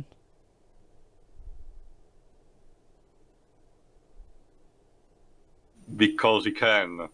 Okay, sorry man, buddy, this is getting into fanfiction levels now. And then they kissed. And all became pregnant.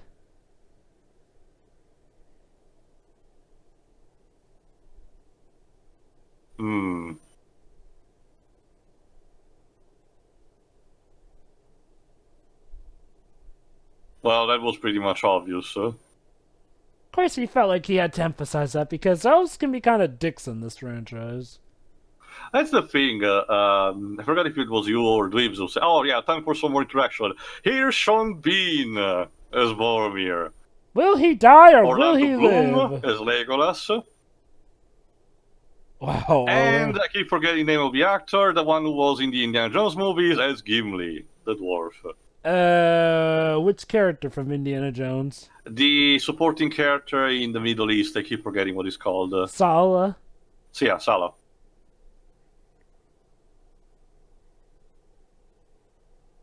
So yeah, the dwarves are also out of the question in terms of helping because now they're very scattered and are basically doing their own things.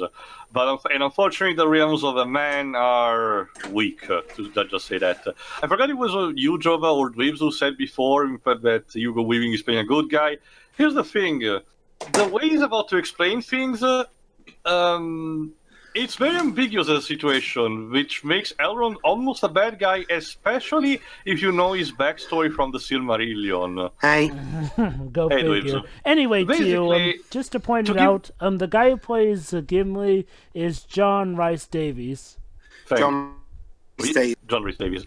So yeah, after Sauron was defeated, the idea of destroying the ring was to throw it back where it came from, in an active volcano. Literally called Mount Doom. Unfortunately, Isildur was too corrupt at this point. But here's the thing. Elrond just leaves Isildur walk away from this. Yeah. Well, he could have easily stopped or killed him in the process. Why he didn't do so? Here's the thing.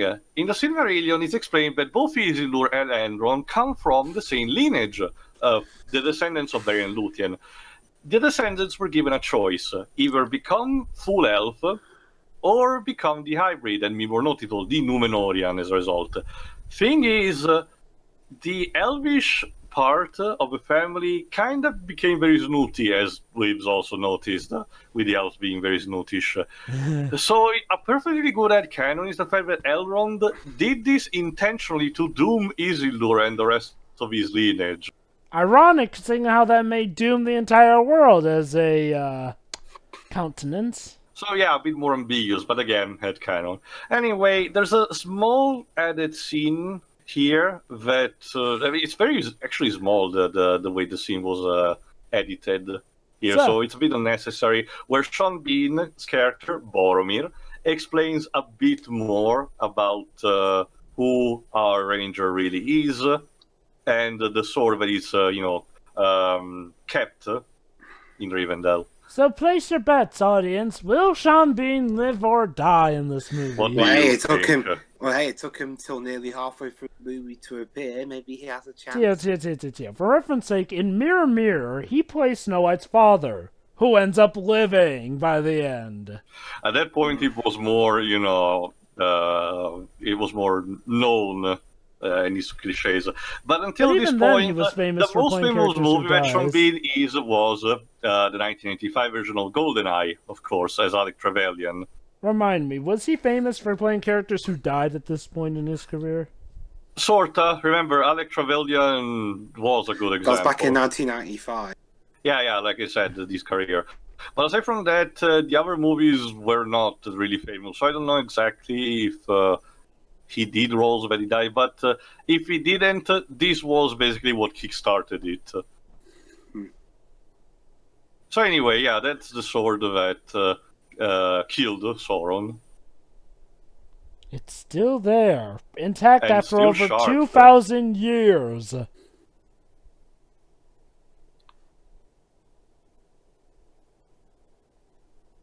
Press F to pay respects.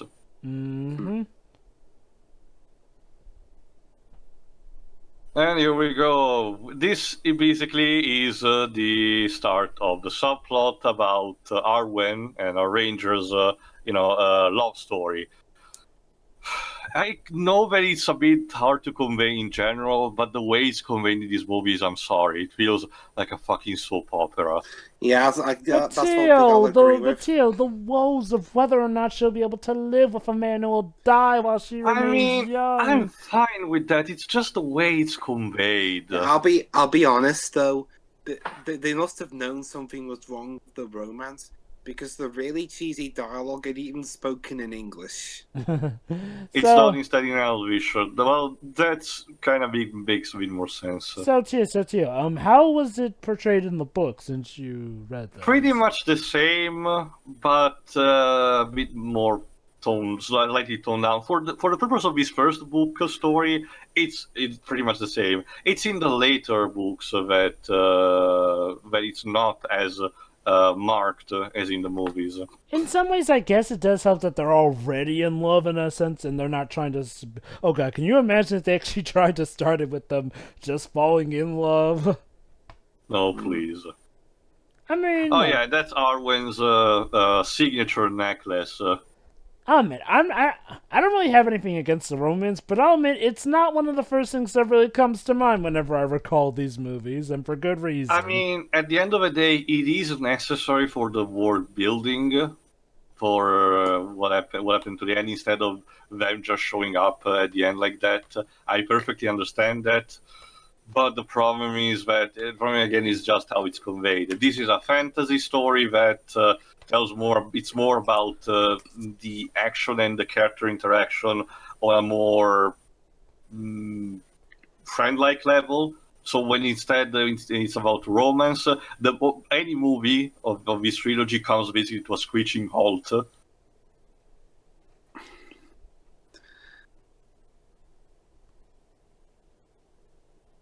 How cute. To be fair, though, the way the scene is shot is actually fine. Anyway, time for the council.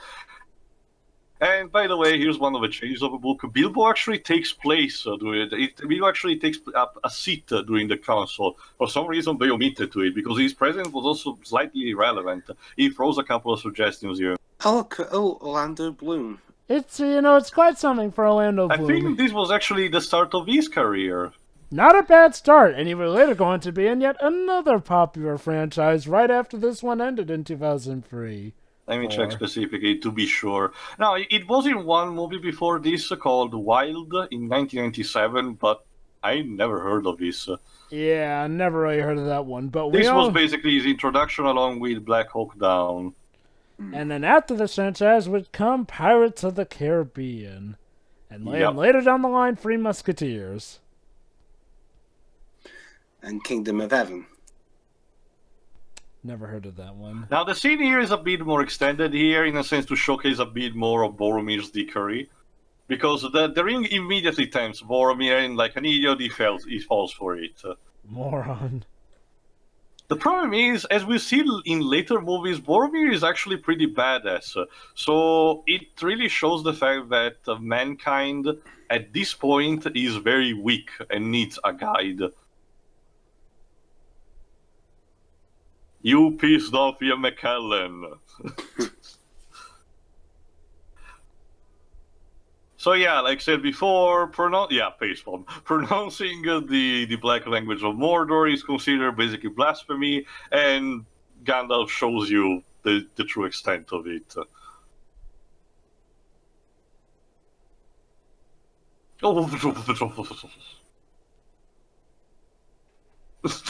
Because I'm a bad motherfucker, that's how I roll. Ain't that the truth?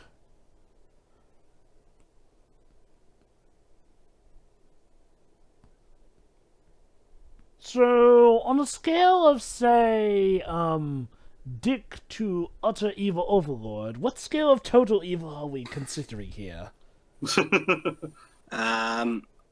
Well, it's enough to seduce a man from Yorkshire. I mean, that's the thing. Boromir's argument is not entirely wrong if he was talking about a generic super weapon. Problem is, the ring is much more than that to use. Mm-hmm. Yeah. Yeah, Sean Bean's from Sheffield. What is it about Sean Bean that gets him to play a lot of people that die, I wonder? I don't know. Casting gag, I guess. It's like how Tim Curry would play villains and people who would likely... So yeah, our ranger turns out to be the descendant of Isildur's lineage. Well, nice to see Isildur got an heir somehow. Which right now is a bit vacant, but we'll get back in the third movie.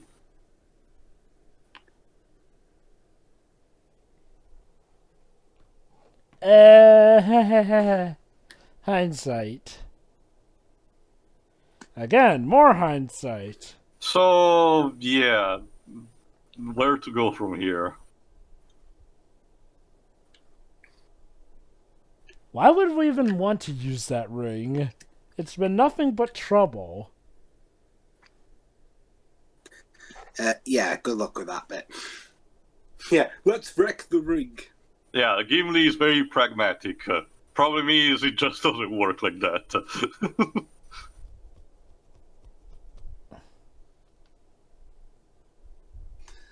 Yeah.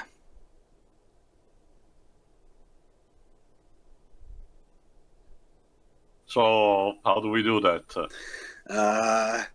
Swallow it? Again, you need to be thrown in an active volcano, which is basically right down the neighborhood of Sauron's fortress. Why don't we just How swallow hard could it be? Why not just swallow it and let the stomach acid take care of it? That doesn't work like that. It would probably burn you first. I mean, yeah. I mean, hell, if it comes out your backside, Sauron won't want it. Hold on, here we go. And we get one of the first of the many, many memes that this trilogy spawned. One does not simply walk Do into that. Mordor. One does not simply make a meme. One does not simply... You get the idea. Yeah. We're not gonna... Don't worry, the rest of this commentary won't be for that. Here's the thing, Sean Bean is kind of been overplaying this because when we actually get into Mordor, yes, it's a bit inhospitable, kind of like of a desert, but it's perfectly traversable. There's no like poison air or something.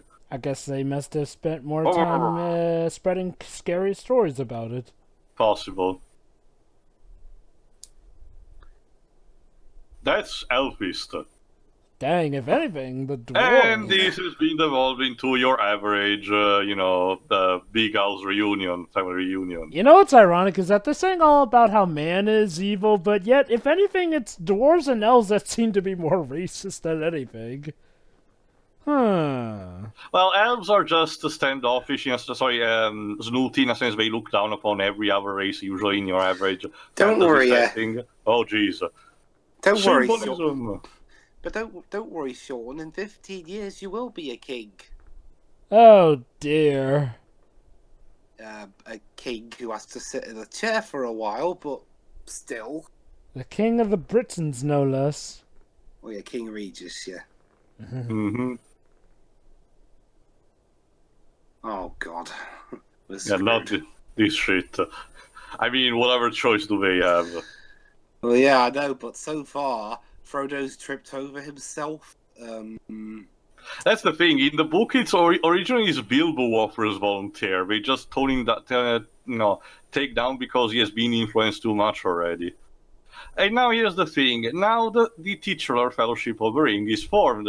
In the movie here, it's more casual, the way it's formed. People just volunteer like that. In the book, it's Elrond who specifically asks that it has to be formed by 9 people in order to symbolically contrast the 9 ring wraiths. So I'm fine either way, I guess. It was more, a bit telegraphed in the book, but here is a bit more natural, I guess.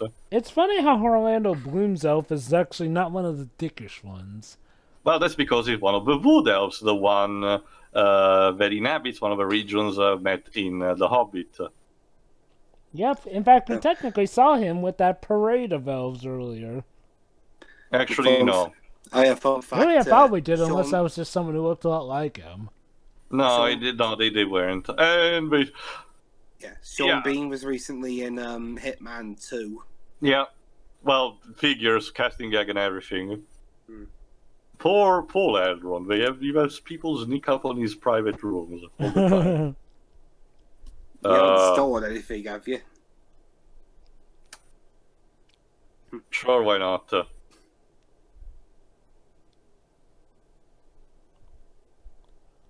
We have a title, and wait for it.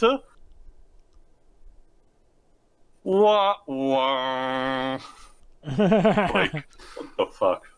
You don't know where you're going. Anyway, this is another small edit scene that shows the group preparing a bit, and a bit more of Aragorn interacting with Arwen, and showing the tomb of his ancestors. Yeah, this film's going on for so long. I could probably make all 3 of the thumbnails of these films. In fact, I'm going to try now. Sure. What's the statue of Virgin Mary doing here? Actually, I think it's the tomb of his mother, I think, yeah.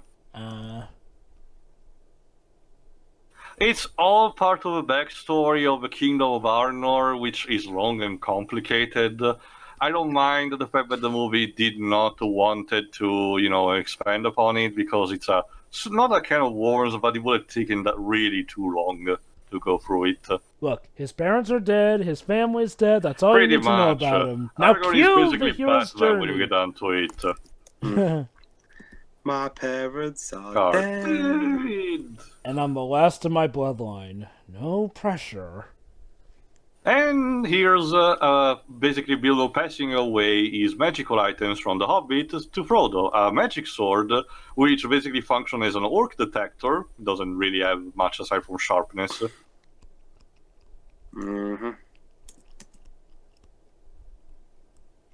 Orcs eat hobbits for breakfast. And a mithril nail. Oh yeah, I've got something to say about that in the 3rd movie. Yeah. Uh-oh. basically, yeah, of how wonderful that supposed protective T-shirt is in the other movies. Hindsight. Yeah. No, Bilbo. Like Gandalf said, you've had enough Keep ring your pulls hands on for your now. place. Yeah, please don't. Jesus. Whoa! Did your teeth all of a sudden become razor sharp there for a bit?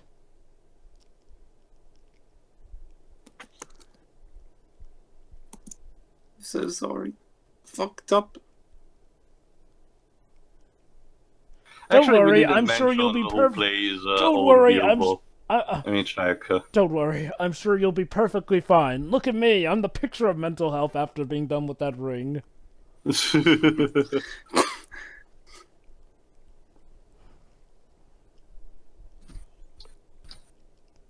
Ian Holm. There we go. I think I've heard that name somewhere before. Well, he has an extensive career since the end of the 60s, so he's bound to have been in something.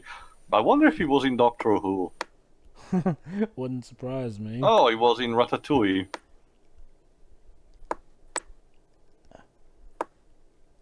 I hope that this fellowship can stick together properly throughout this journey and not get split up.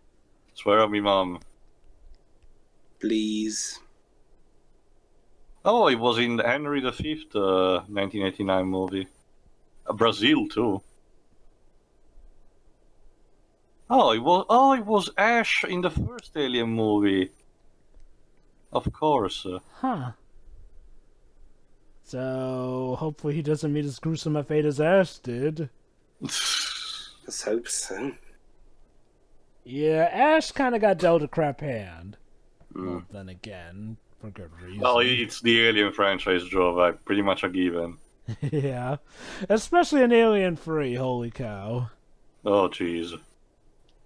If anything, I kinda like Alien Resurrection more because it basically gives a cut to all that bullshit. Like, you know, at least in Alien Resurrection, we don't kill off a lot of the people we were fighting for. Topic for when we get. Maybe I'll pick Alien for the Halloween. I don't know. Ooh, that could be interesting. Anyway, so here we are, off on the long journey that will be walking for a lot. Yeah, in the theatrical cut, that's where we reprise with the Fellowship just departing from Rivendell. And with sky shot. Bajillion aerial shots. Yeah. Aerial shot. You get an aerial shot. How many aerial shots do we need, Mr. No. Okay, how many aerial shots do we need here, Mr. Jackson? Yes. Yes. But hey, at least it's got bombastic music to be played over it to make you forget that you're just watching people walk. Yeah, complete with another trailer shot. I mean, okay. Yeah, if there's one thing you can count on with these movies, is how it shows music. It's like, you know, give the movie credit. Like with Face Attorney making you forget that you're just playing as an attorney, this movie can make you forget that you're just watching people walk a lot of the time because it's that good. Walking Simulator 0 to 10. But here's another thing, which is actually, when you get down to it, which is a thing instead also Harry Potter kind of fell into it. Every major movie franchise up until this point, with some exception, managed to have a score done by John Williams. There were some exceptions, like for example, the Batman movies done by Danny Elfman, at least the first one. But this one was actually a big deal because you'd think with this big launch and everything, it would have got John Williams to do the score, but no, instead we got our shore. Yeah, quite interesting actually, seeing as how John Williams was the go-to guy for a lot of this stuff.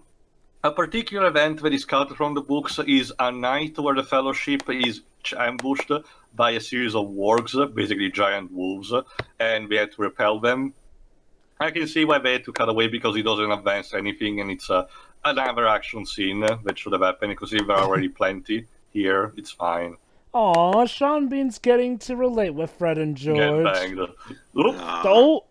Oh snap! Ow. You just got wrecked by the comedy relief. Basically combat pragmatism.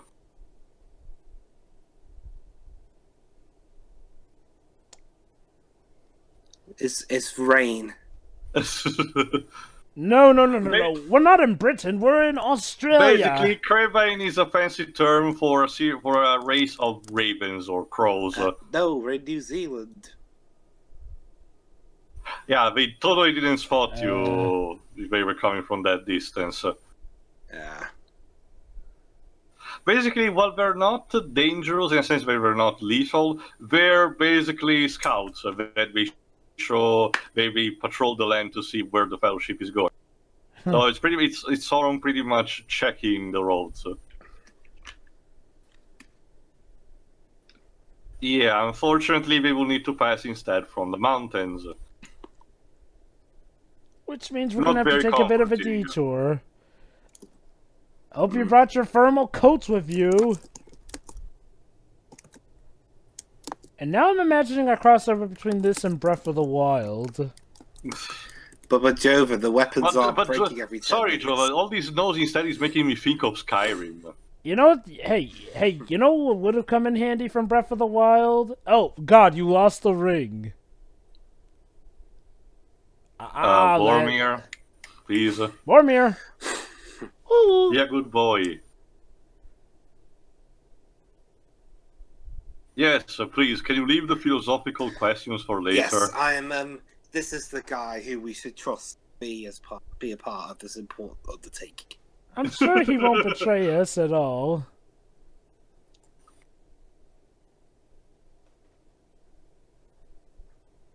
Please. Sorry. Yeah, sure. Now, don't take it again, or you'll go on the naughty step. Yeah, that's another thing. The people of Gondor actually don't know much about hobbits, so they treat them from their they judge them from their appearances as children. That's one showcase of that trait.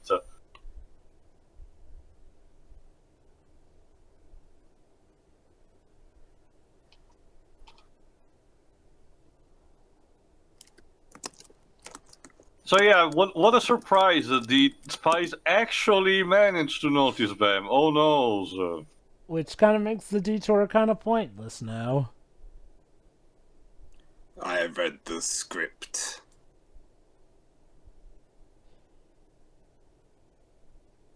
If you can find something even more dangerous than a mountain with a ledge like that. Also, show off. Oh, also,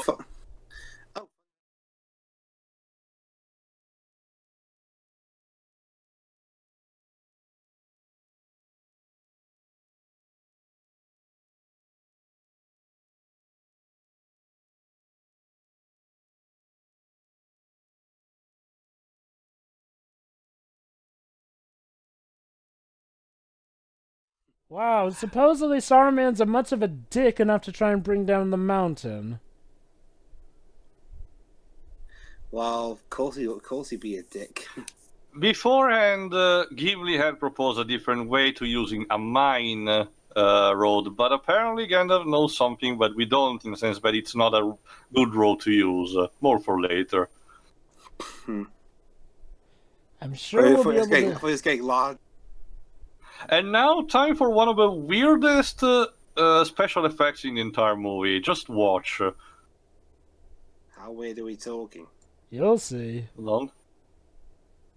Yeah, it's weird the way it's shot. It reminds me a lot of Catwoman 2004. Oh, God. The way the snow fell onto that place. Weird.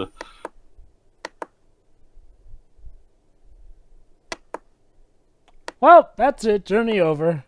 It was a great ride, wasn't it? It's not Rock Falls, so people don't die. I couldn't use some snow right now. There's a heat wave here. Yeah, unfortunately, going there, it's too risky to go to Saruman, but the other way would be instead using the mines that Gimli suggested, and that's a no-no.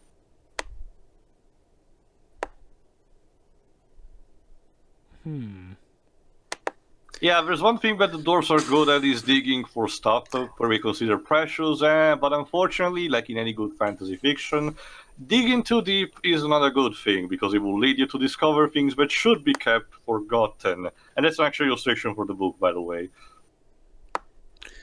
The only other thing is, at times, Sauron just kind of devolved to narration. Kinda. He is used for narrating the Evil Side campaign in the Battle for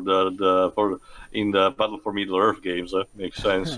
So you are crossing the street, but little do you know that on Hey, the other end of hey, the wait, street. if there's one thing that I would have loved to have is Christopher Lee as a D&D master, dungeon master. That would have been incredibly awesome. amazing. So, Yeah. here you are, brave Roll warrior. initiative. Yes. Here you are eating your breakfast. Now, will you roll a 20 or higher for the diplomacy of getting extra bacon from your mother for breakfast? So here you Here- are. And then it gets even more crazy. Like, here you are taking a shower. Actually, I'll leave you to it. Well, Dwebs, I really recommend you to see Critical Role. It gives you a good idea of how the average D&D campaign is, and it's with a bunch of voice actors, so it's a good fun. But anyway, here the scene is slightly added here, when there's Frodo and Gandalf talk a bit more about, still why Gandalf should not bear the ring. Well, again, we've established he's too powerful. So yeah, it kind of makes sense that he was cut away, honestly. Anyway, we reached the entrance, but... yeah, apparently the dwarves are so stubborn and so idiotic, that if the lineage of the people who built their doors die, they don't remember the key. Whoops. Like, Oopsie. anyway, It's so weird it makes you want to blow my nose. However, the particular set of doors was done in conjunction with the elves. Therefore, it was done using Ithilde, a specific type of mineral that grows in the sun and the moon, like that. It's a small backstory in the appendages of the Hobbit that basically states that the elves that were surrounding the territory of Moria basically became allies with the dwarves there and established a bit of commerce before, unfortunately, Moria was taken over.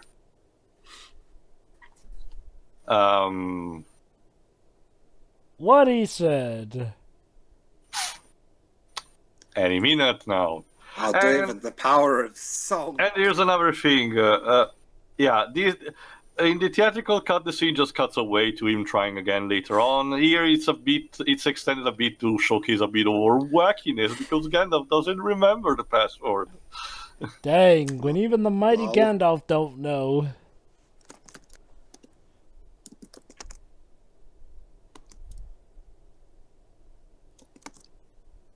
But those Forgive blasted me, I'm- dwarves just are really tough to understand. Cut me some slack, man. I'm old. And here he starts a sort of a story arc where Gandalf gets really pissed by Pippin's actions. Gandalf gets pissed. That's the YouTube poop. Oh, by the way, have we gotten to the point where the disc version is cut off? Yes. Eh? No. It was something I said before to do. Oh, yeah, that's right. How there were multiple... Basically, a small thing. When distributed in television, the extended cut, it's usually cut into two halves, and we passed the part where it's usually cut off. Yeah, the dealio here is like, now on DVDs, it's done in full length. However, if this were to be released on VHS, how much you want to bet it would be around here when it's cut off? The thing is, Jova, even on Blu-ray, they still cut it in half. Wait, what? That's weird, because I've watched the DVD version and I don't recall them This is cutting it off. the version me and John are watching is actually the Blu-ray, so I think it's both ways. But anyway, to more to the point, here's an interesting thing because this baffled every single people who watch the movie. As Aragorn pointed out, they released the point because it's not a good environment in the mines for it. Frodo manages to, open the door because it's such a sagacious person, even though in the book it's Gandalf who opens it in the end, but whatever. Ouch. Well, hey, I guess we gotta give Frodo something So to do. let's see how hospital the dwarves, the local dwarves, will be in, receiving our heroes. Meat. Tasty. Yummy. Yeah. I don't think they've been doing a lot of cleaning here. Mine Yeah. too. If you were hoping to see actual dwarves in this trilogy, aside from Gimli, tough luck. Oh, Because hey, now the mines are infested by goblins. goblins tend to be the natural enemy of dwarves for some reason. They're very vicious. They're not as brutish and bulky as the orcs, but instead they're more cunning and deceiving. And here's the big lipped alligator moment of the entire trilogy, because this thing is not explained where it comes from even in the books. It's a It's squid just kid. It's a Cthulhu monster that inhabits a lake. The only information we know is that before, the place in front of this particular door, Moria, was not a lake. When someone built a dam, a lake formed, and eventually this monster arrived. But it just came out of nowhere. Side material that it's not canon says that it's a creature from the Sea of Nurnen, which is a part of Mordor, that was basically implanted here by Sauron, but it's kind of a stretch, honestly. But Hey. and again, it's not canon anyway, so. Yeah. Hey, Orlando, get used to fighting tentacle beings. Oh, Jesus. nice shot. Yeah, if there's one thing that the movie is played out is the fact that Legolas is excessively badass. Yeah. But we'll get more into the more elaborate fight scenes. I mean, So- hell, in terms of Orlando Bloom characters, you know, his one in Pirates of the Caribbean had more risk Subdue. of dying than. Yeah. So yeah, not much of a choice other than to move forward. So, Gimli, your entire race may be very well dead.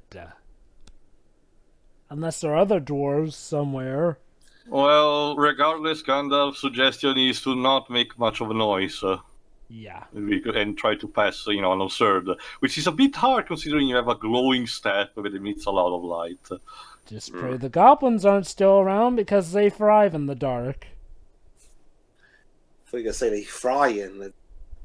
No, thrive. I actually really like the cinematography in this particular place. It shows the scope and how gigantic these mines have been, and the fact that all of this has been built from the inside, excavated bit by the civil. It gives an idea of the scope of the civilization of the dwarves. Yeah, But I gotta late, wonder, did they do this the in the late- studio or did they actually do this in natural caves? I think it's the studio for this.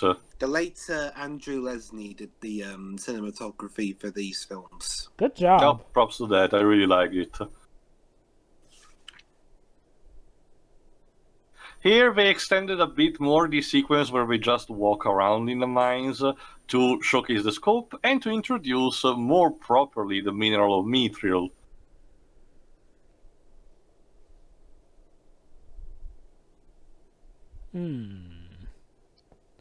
Ever since the book was released, every single piece of fiction, including, for example, Final Fantasy, adopted the mithril as your typical magical metal that is more resistant than steel, and instead is lighter than that, so you can have light armor, but will give you more protection. Yeah, I wonder what happened to that. I'm sure it will be the most useful item whatsoever. Isn't that right, Sir Dweebs?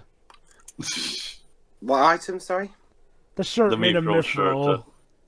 Oh, yeah, sure, that'll protect him from any danger. Any danger. Oh, hell, he even said it's as hard as dragons. Not gonna lie though, Well- shouldn't you have made that thing with like a glove area to go over the hands too? Well, it was simple. It's better explained in the actual Hobbit story where Bilbo gets it, in a sense that they need to fight something that was Bilbo's measure because he's not as big as the average dwarf, and they need to find something quickly for the situation they were in. So it was basically scavenging. Uh-oh. Ian, Ian lost the place. he has no memory of this place. Well, Yeah, for a second there, I thought Ian McKellen just forgot his line. Oh, I'm hungry. Of course you are, Pippin. Oh, but someone else has followed them. Was that Andy Serkis?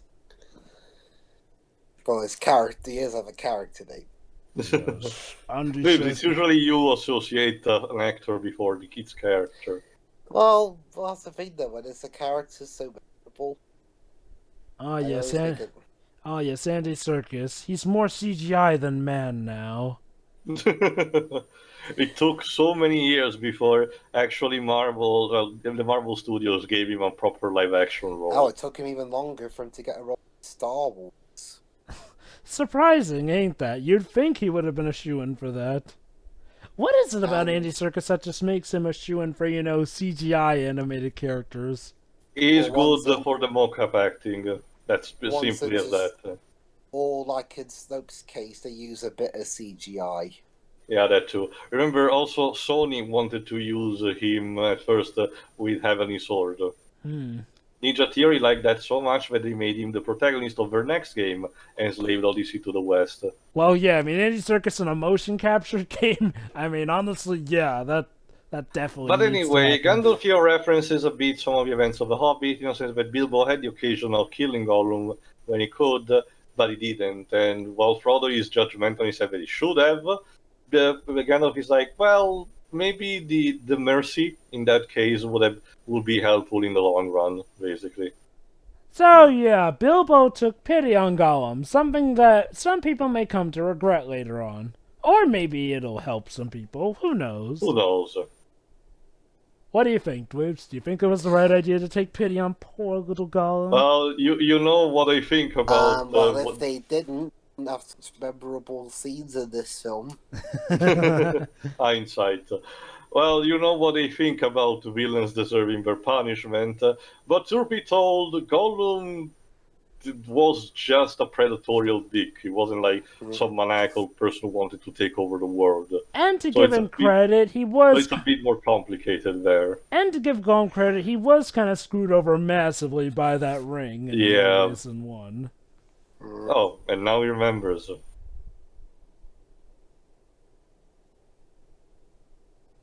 Okay. So the moral of the story is, if you get lost, just take a sniff and find out where it's supposed to be shitty. No, Pedro. Look, it's like Toucan Sam. I'm not Pedro. I mean, sorry, Dweebs. It's like what Toucan Sam says. Just follow your nose. It knows where it goes. That's the second time that's been done in this Is that like a cereal commercial? Yes. Oh, wait. You don't know who Toucan Sam is? We don't have that brand here. Oh, Seriously, man. guys, that's the second time you've done that in this. Anyway, game. time for more cinematography. Time for more cinematography porn. Actually, Dweebs Tia was the first one who called you Pedro. Yeah, it was me the first time. I said to you guys in general. But anyway, basically a gigantic, vast, room with so many columns as far as the eye can see. Building this room must have been a pain. We call this Column City. Twin to Gotham City. Oh, goody, more death. Except the citizens here are actually dead. Recognize someone, Gimli? Well, this place wasn't here up until now. This is where we laid out Snow White once when she was dead. Okay, as Doug Walker pointed out, this scene here where Gimli grieves over his race and his ancestors is a bit overplayed here. The actor does, John Rhys-Davies, overreacts a bit too much, while in the Vashki version, he's more subdued. I'm honestly fine either way, because that's the idea that they need to convey: loss, sadness, and grief. In fact, I believe we're about to get something that wasn't planned, but ended up coming out. And there was...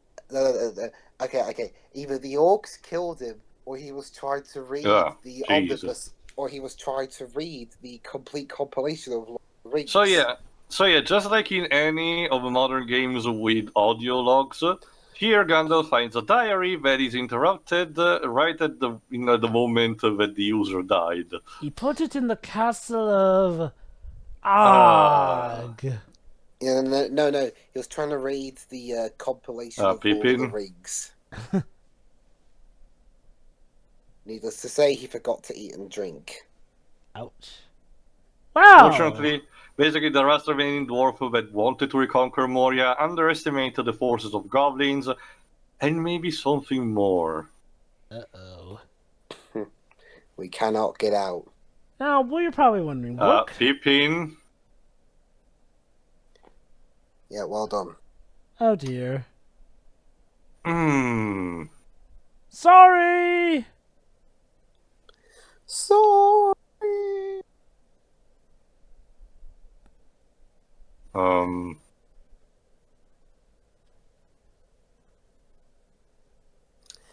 Yeah.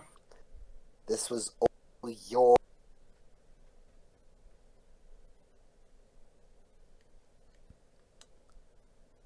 Nothing to say. Well, what else is there? Sorry? Oh, he was dead.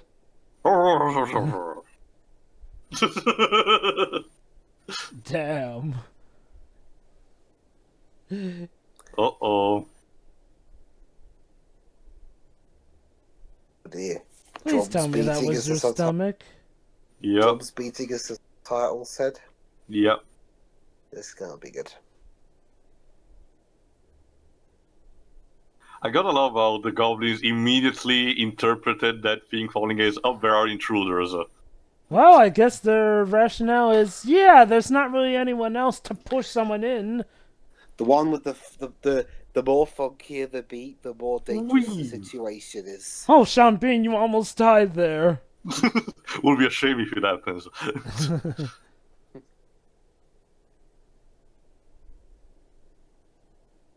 Oh, joy! Gotta love that delivery. In the Italian dub, it was actually sounded more desperate in saying that, but here it's like, we have a K-troll.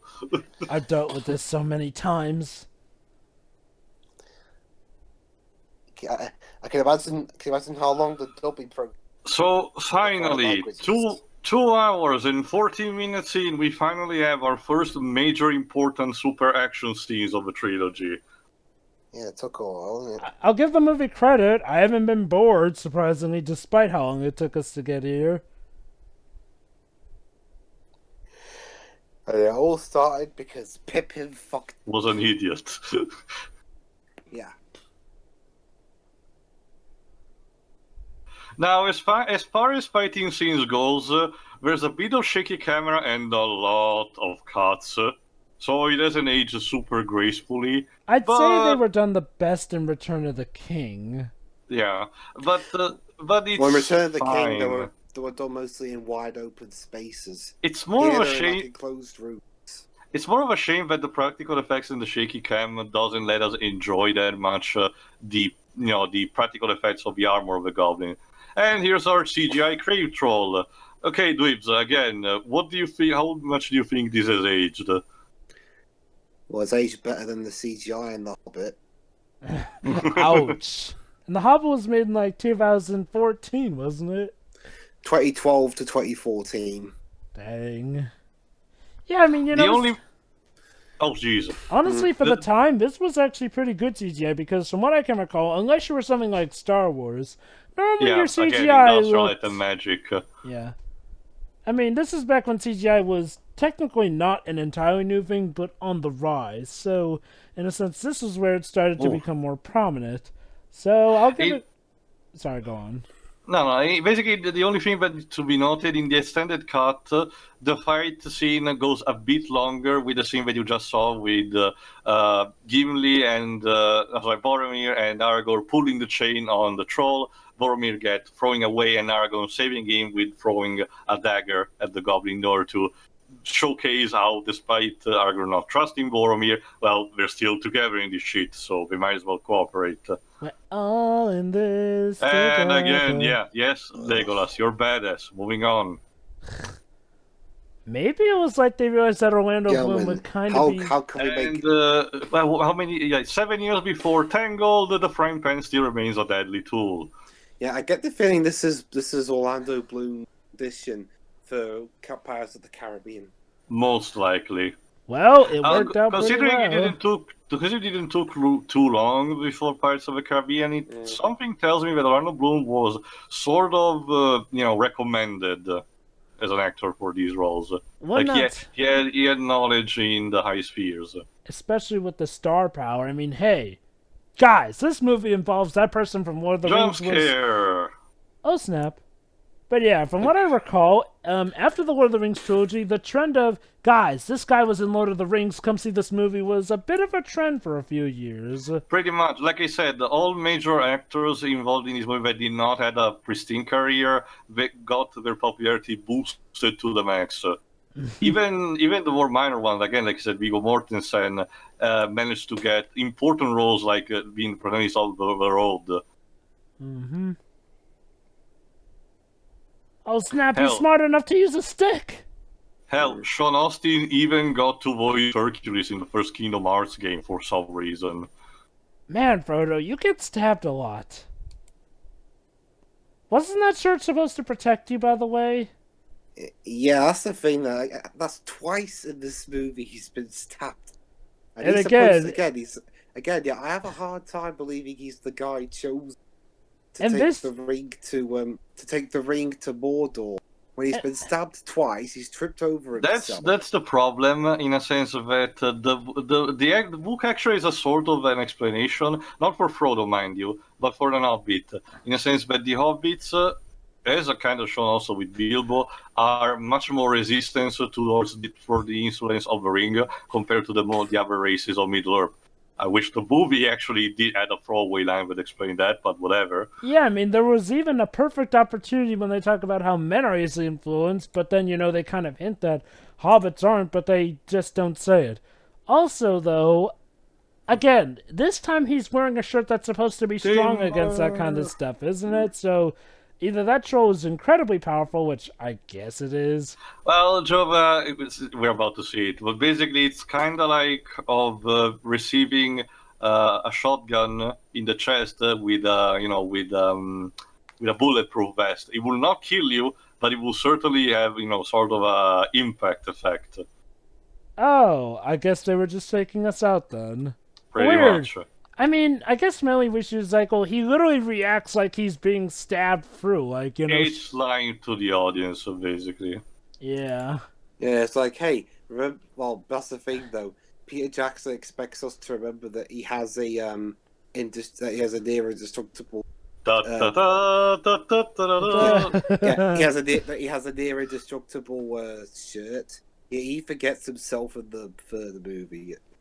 I will have to mention this when it happens in Return of the King. Just bear with it for the moment. Right. Again, it's another thing that the movie should have explained, but it doesn't. Anyway, time for more CGI running. Complete with music! Run away! Run away! What, are those the goblins now, or are those just more orcs? More goblins. Goody. Basically, they come up from the fucking walls. So it seems that all was lost for our heroes, when suddenly the CGI animator had a heart attack. Jesus, they're like spiders. Yeah.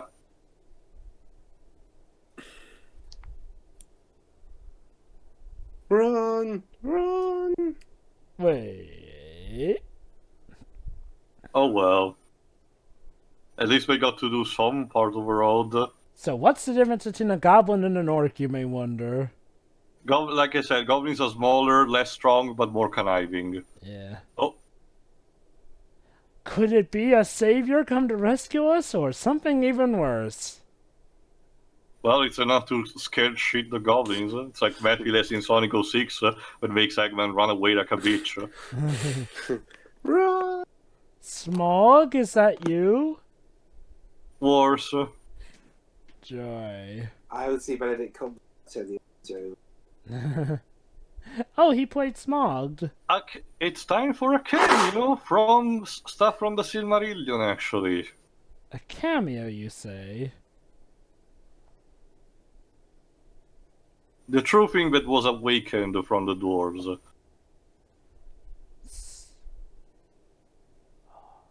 Wait, a character from Street Fighter? Oh no, he's gonna beat us up with his boxing gloves! I prefer Vega anyway. Apparently Yoko Shimomura does too. So yeah, basically it's the over-level mob that you cannot defeat at this point. Oh Jesus! And so it's best to run away. Come back when you're older. Wow, that's quite a drop. Probably not a good time to mention that I'm tired of shit. Yeah. Oh, well. Like hell, I'm gonna abandon my sword. Well, in a sense, it just sheet them away. Yeah. Quickly, hurry down the stairs. But don't run too much. I mean, I understand that the place is in ruins, but the dwarves could have at least put some, boards near, on the sides. Maybe they were too busy being dead to do it. Yeah. Excuse me. Could you wait an eternity before we do that? But of course, the goblins just cannot let them run away like that. Really? It's not enough that we're this? being chased by a Balrog. You have to Thankfully- interfere. Thankfully, the good thing that is a staple of most fantasy stories, orcs and goblins have a shitty aim. So, thankfully, they're not... Meanwhile, we got Mr. Perfect on our team. Yeah, the problem is that the goblins are too much, so here is just keeping them at bay for a bit. Whee! Okay. Huh. Yeah. Oh, that hurts. Jesus. What would you rather the beard or your life? Maybe a hand. Oh, great. More crumbling. Yeah, when you said that, Tio, reminded me of that line from Spy Kids 3 where he was like, where the main character's like, "Give me a hand," and then the guy said, "How about a foot?" And he steps on his hand. In hindsight, guys, do you think maybe we should have sent the guy who's holding the ring first over? Nah. Nah. I'm just saying that it's going to be an incredibly tough jump for those three now. Meh.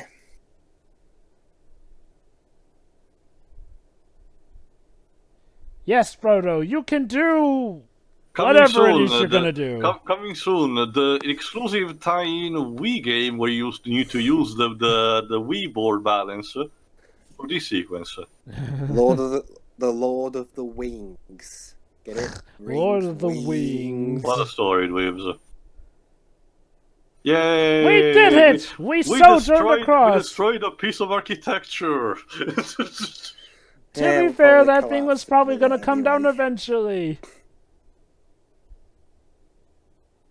Unfortunately for Ben, the Balrog has found a shortcut. What a dick. Hacker. In case you're wondering, in the Silmarillion, these things were the main villain of them, Morgoth. Pets. They were there by the dozens, actually. Just to give an idea how bigger the scope was in that book.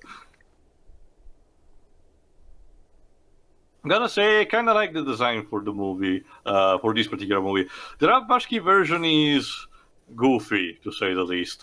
But it does the job. Also, CGI shot, the character looks so CGI. And now it's time. Okay, everybody knows the lines, so let's get down to this. There we go. Ian McKellen cementing himself into the history of cinema. Pretty much.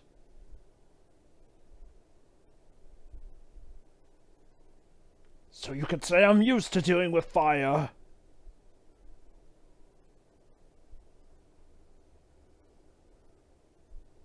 Nope. But at least it broke the sword.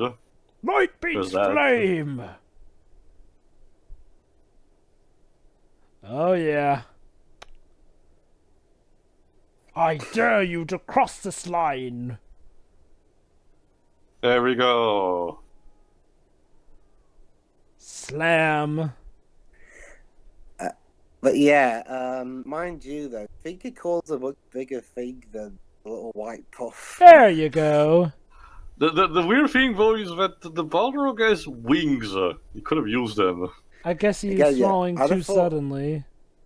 You think it calls more white puff though, considering how Oh! bombastic and into it Gandalf was. Whoopsie. So yeah. Oh yeah. When Frodo wants to try and be useful, you hold him back for no reason.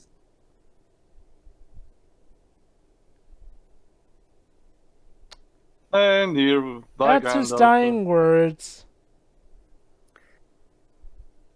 Why didn't you guys help me? I was actually trying to be helpful that time, and you were holding me back. Frodo, going off of your track record, what are the For chances some reason, that the you rest of would the have escape just been sequence pulled is in done with in him? slow motion. I don't Like get you it. guys would have been any better. That's exactly the point. If we couldn't do it, how would you have been able to? I would at least let me try, but no. Not right It's now. We've got goblins tailing our asses. We'll talk about it later. For a person who hasn't read the books, when this movie came out, this was pretty much of a shocker. Yeah. Mind you, Gandalf was kind of like the Obi-Wan figure for Frodo. So some people would have probably seen this type of scene coming, but a lot of people actually were caught off guard by this. Hey, it's not Sean Bean who died. Not gonna lie, yeah, that is a pretty sad scene. Even the pretentious leitmotif of this is actually more effective than it should be. It's a place where it's warranted because a good friend has died. We've seen loads of death But in our Aragorn wake. is like, yeah, guys, we can grieve later because we're not exactly in a good position.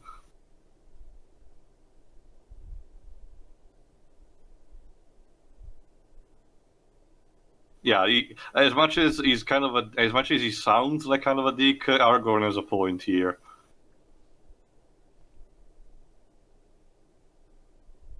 Okay, Frodo, what were you doing? Time for another sexy manly tear.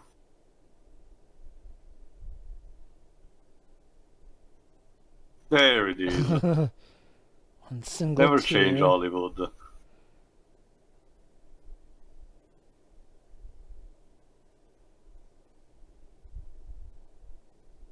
Wow, we're down to 8 now. Pity that. But at least unlike in the movie 9, at least we got the full team for a while. Oh god, yeah. Anyway, the scene here when them getting to Lothlorien was expanded a bit in the extended cut. It's fine. Honestly, this is one of the scenes where I wish it was kept in the theatrical version because it does the job in expanding a bit them coming and introducing Ben, the wood elves of the place. Oh. Medusa? Oh. What is it? A giant spider that can turn into a woman? Oh, Nah, she that's sounds just like the ridiculous. narrator.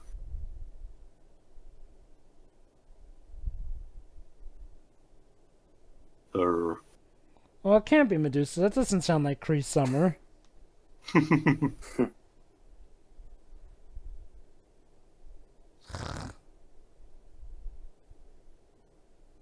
Wah, wah. Get used to this because in the other two movies, Gimli is played much more for laughs. So it's better if you get used to this. And here's Haldir. Let me check who plays him. Oh my god, that guy looks like Lucius Malfoy. Craig Parker. He was someone in Power Ranger. He was a couple of the monsters in Power Ranger Ninja Storm. Weird. Well, this was filmed in New Zealand. Also, he New was Zealand a actor. major. Apparently, he was a major character in the Shortland Street series. So these elves are not as much dicks as the higher elves. Go figure. Very more. Oh, he was also some random supporting characters in the Young Hercules and Xena Warrior Princess series. Huh. Huh. So yeah, this was also added a bit. Again, I think it would have been better if this was actually kept. I'm not too super into Haldir. His role was minimal in the original book, but the movies tried to play him a bit more. In a good way, or For this first book, for the first movie, it's fine. It's the Two Towers, but it's unnecessary. But I will get to it.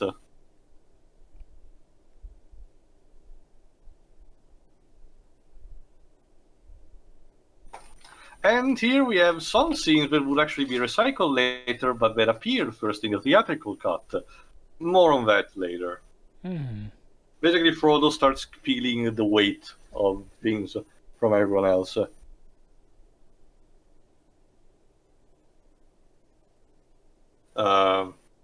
Bean, don't do it.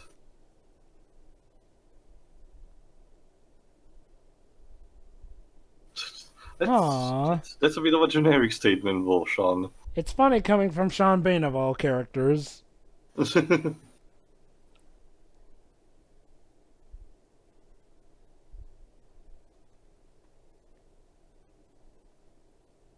And here we are, Karas Galadon, the realm of Lothlorien. And nothing bad could possibly happen now. Okay, small backstory. Celeborn and Galadriel, the lords of here, are called the Firstborn.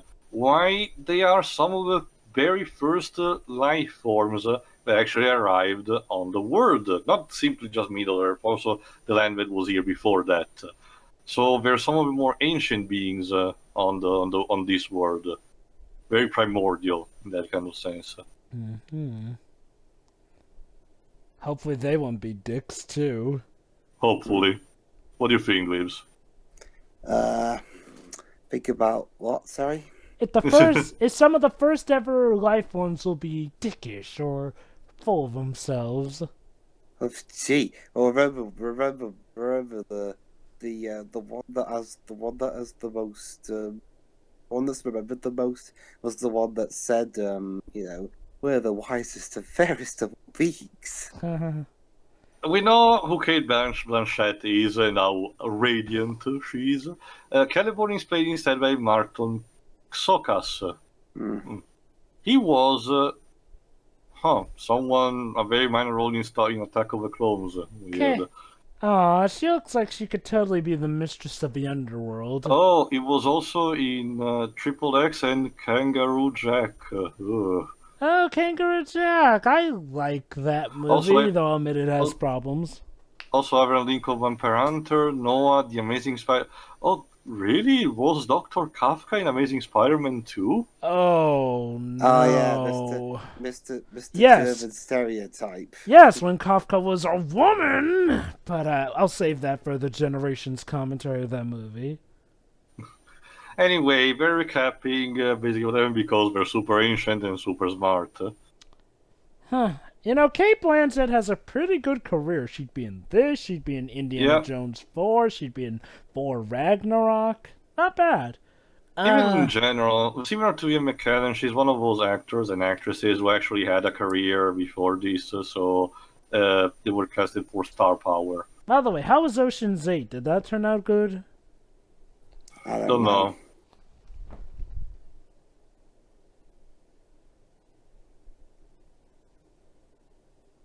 So, they never actually draw more on this, but are all dwarves dead or just his clan? No.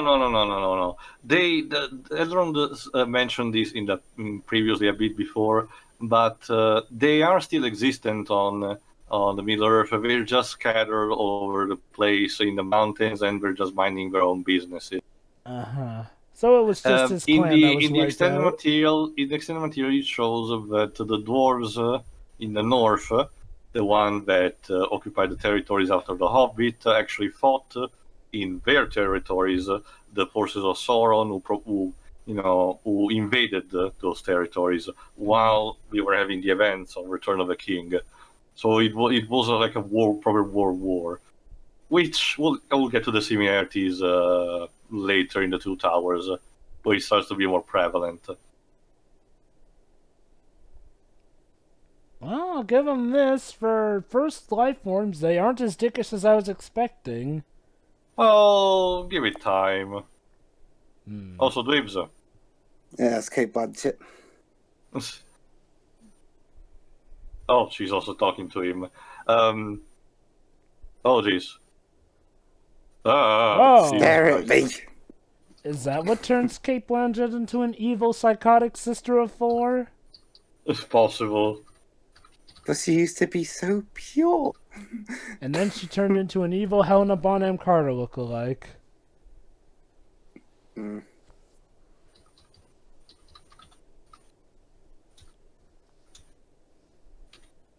Anyway, the fellowship will rest being.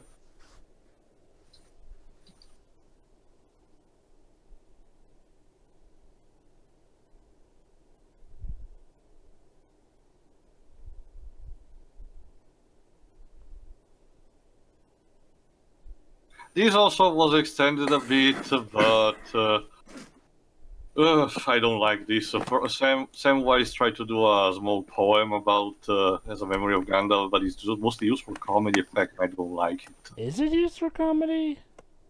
Hmm? Doesn't seem like it's being used for comedy here. Because Derp is bad at doing a poem for the dead. I guess it's to show he's awkward more than, it being a humorous scene by the looks I of know, this. but it just doesn't feel necessary. I guess that they want a bit of levity considering all that's happened. Anyway, time for an extra more talk between Aragorn and Boromir. I'm all fine, no rest here. I read ahead of the script. I die again.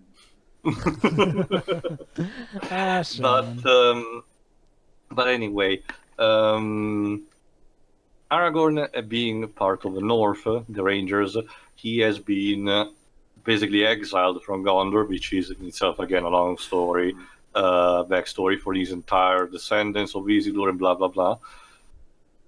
So he knows what the city of Minas Tirith is like. He just hasn't set foot into it. And of course, there is some sort of lingering feeling that the Fellowship will eventually have to arrive around that part, around these places. So that is kind of like the conflict that right now Aragorn is having, and Boromir being the captain of the guards and the son of the superintendent of the city. Forget if it's called like that, even the English version. Basically, the figure that holds the throne while the proper king lineage is not there. Boromir having this high position would be like, oh, I will give a good word for everyone, blah blah blah. But of course, there's this lingering doubt, and the atmosphere of Lorien only accentuates that. In a distant, far, far land. It also plays with Aragorn's own character arc, him having to come to terms to stop being a ranger and eventually one day maybe become once again the king of the men of the West. Oh my god. Tio, this is just a theory, but do you think maybe the maker of Aragon may have based the name Aragon off of Aragorn? Mostly possible. Christopher Paolini was not super, original in creating names and everything. Mind you, he still unlike what Doug Walker would say, he still based them on actual Celtic words. So it's not like he invented from nowhere, because where your average American viewer doesn't know their origin or something. But it's still not super original. Like it really does feel Aragon like it's a half-ass copy-paste job. And mind you, by the way, Christopher Paolini in the meantime has released a 5th book. Really? Yes. Why? It's also a bit unnecessary, if you ask me. Like, didn't the series kind of come to a conclusive end in the 4th one? Well, it left open for the future, so... So what's this 5th? Well, have you bought the 5th one? Not yet. I'm planning to do it just for curiosity's sake. I'll probably ask someone to give to me at some point. I wonder if he's hoping to make that 2nd movie someday. Nah. Well, Disney now owns the rights to it, so I doubt they will do it. Maybe they'll reboot the series. I can see them more doing the Black Cauldron live-action adaptation before. But anyway, Galadriel here has a magic mirror of sorts that can show Frodo some things from past, present, and future. Which is usually taboo. I see my future, I see your future, Mr. Baggins. You will play a character where if you get one note wrong in a piano performance, you will be killed. I also see the future where you will play a penguin. And no, not the penguin from Batman. Anyway, there you go. These were the scenes also in the theatrical release, but for the extended cut, they were just recycled from the scene before. And now we're about to get some foreshadowing for events that should happen in Return of the King, but actually don't happen in the end. I'll get more to this, but let's just say this. What I mentioned about Tolkien not having a clear storytelling escalation process comes to pass also in Return of the King, where after, like I said, lives in the past, the previous times, the ending of the original story was much bigger than the one we got. People complain that it goes for too long. Believe me, it was even worse in the book.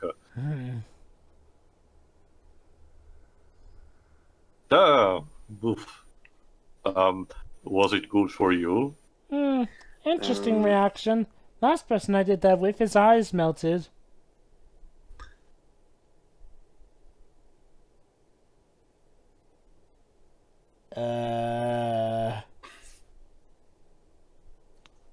Yeah, get used to this. Galadriel is the master of red herring. She's now saying something, oh, this will happen if you fail, but that doesn't happen. In the second movie, she said that Frodo, in order to destroy the ring, will have to die, and this also doesn't happen. So, Guess she gave up by the third one. Yeah, she was like, screw this shit, I quit. And now time for another iconic scene. Frodo, because he didn't learn anything with Gandalf, Frodo tries to offer the ring to another powerful being. Frodo, you're kind of an idiot, you know. But I don't want it. No, bad idea. Like, why do you even trust this woman? Mind you, being one of the firstborn, Galadriel has witnessed a lot of shit. Oh, jeez. Yeah, these effects actually doesn't age that well. It's not even an effect, they just kind of inverted the colours. And put her Not a different special clothes. effect anyway. Probably not a good idea to give it to her. You're still offering it to her. Also, I don't care how many filters you put in, Cate Blanchett is still hot. Don't at me. I love how he was still offering the ring to her after that whole speech. What? Sorry. Yeah.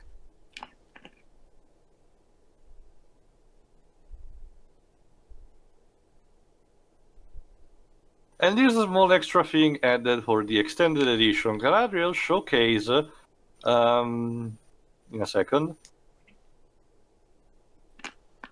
There you go. She actually has one of the 3 rings given from Sauron to the elves. Yeah, so I can't really hold more than one ring. Up until this point, she has actually resisted the influence. But as she said, it's time for her to go as well. So in the end, like all the other elves, she will go to the west.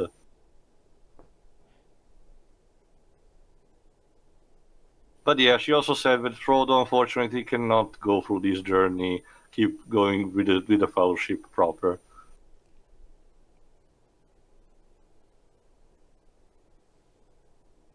Foreshadowing. Little engines can do big things.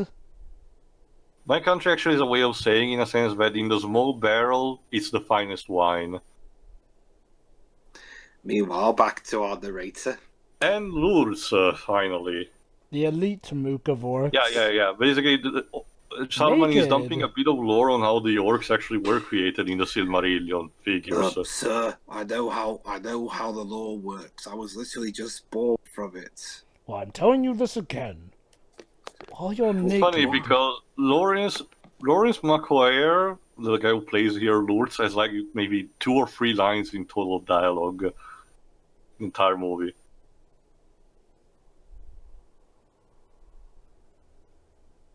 And there we have it, the Urukai, the new and improved orcish race that Saruman has created in his labs, I guess we could call them.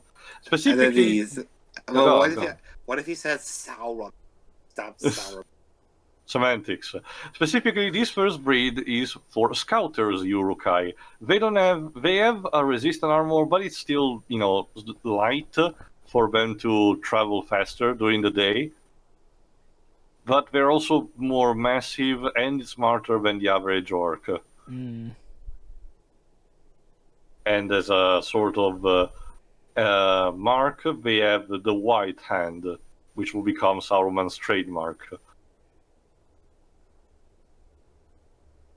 Basically, this small scouting group will have to intercept the Fellowship, kill everyone else, and get Frodo.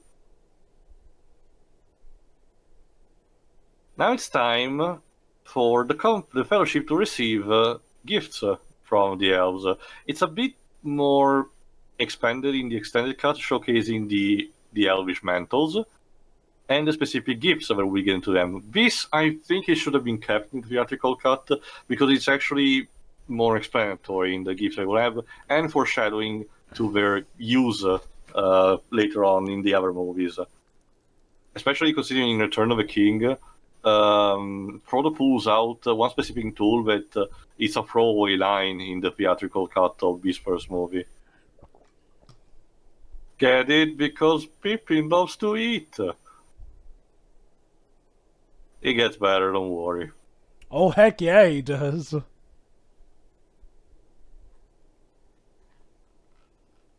Nope. So yeah, for the next part of the journey, Fellowship will have to travel through boat on a river for a while. They're gonna get into their boat, they're gonna go upriver, and they're gonna kick that son of a bitch Saruman's ass so hard. For Aragorn, the gift is a special dagger. This actually is slightly important because from now on, Aragorn keeps using the dagger, both in this movie for the last major climax scene and in the Two Towers. So I think it should have been important to showcase that we got him here.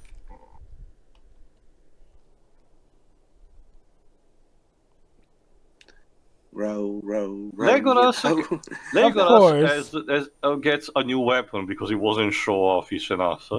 Oh yeah, a new bow. Just like the one you had before, but this one's made out of special wood. Merry and Pippin gets probably the most underutilized gift, special, daggers from the elves, which we will lose immediately, spoilers, but that's semantics. Sam gets a sheet of rope, very useful for climbing and grabbing onto things. It's like Dumbledore's will at the end of in the 7th movie. Yeah, get this. Sam is the only one who keeps going with the starter sword, the one that was given to him by Aragorn. Poor bastard. Gimli gets a very particular gift. Being a dwarf, he always has the best equipment already, so he doesn't really need from elves. But it seems he has been kind of enchanted by Galadriel's beauty. Uh-oh. This is also part of his own story arc, which unsadly concludes after the events of Return of the King, so I'll explain it a bit later. But what did he ask? He got a new hat. Well, we'll listen to it a bit later. Of course, where Aragorn already got the dagger, so he doesn't need more, aside from some words of encouragement.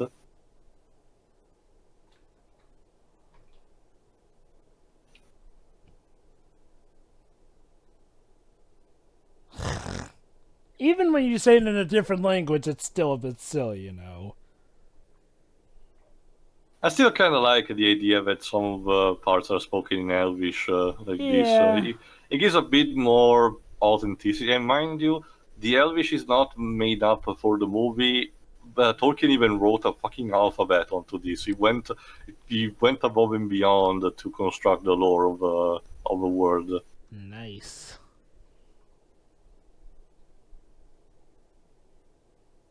Just make sure you don't say the wrong thing to her. Otherwise she'll end up yelling at you again like she did with Frodo.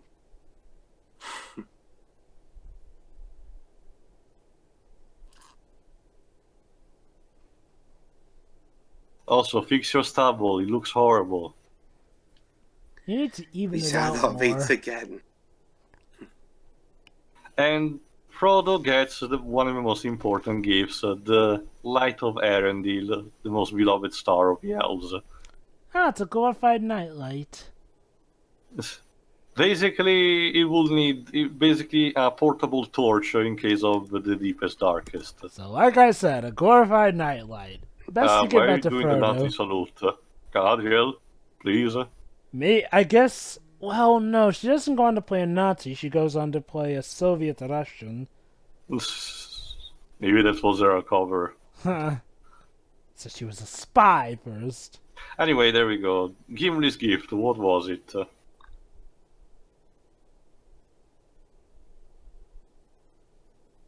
A kiss, wasn't it?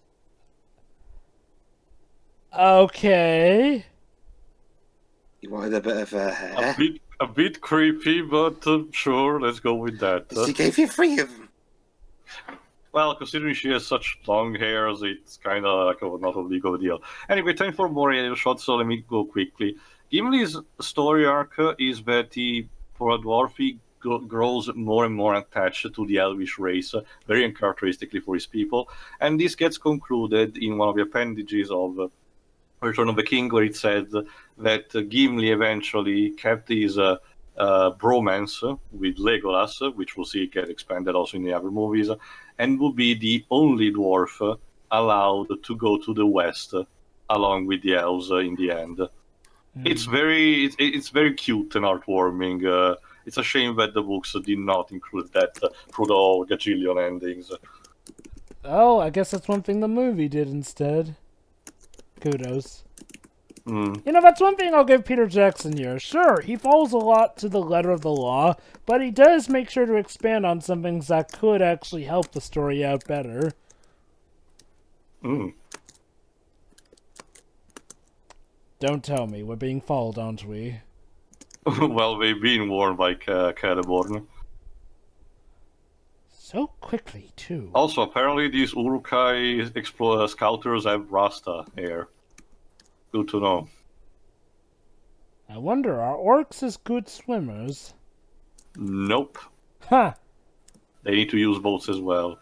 Who is a good swimmer instead is Gollum, of course. Hey, Gollum, he's doing the dead man's float. How cute. You know, you could just say hi.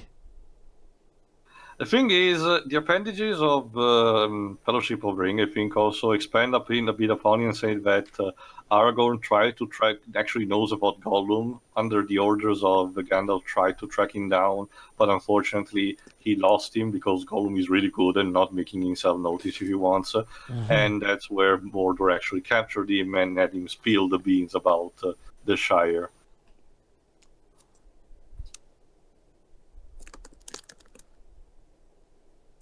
It's part of my character arc, don't you see? Speaking with Frodo, what about your own character arc?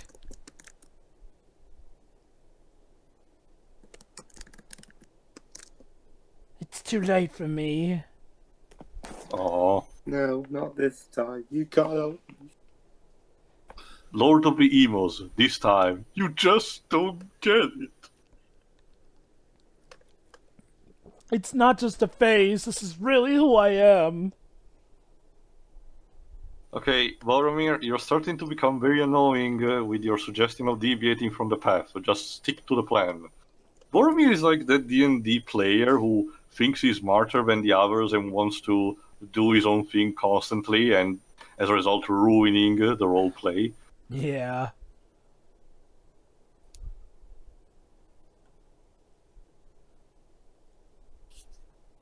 People are trying to sleep.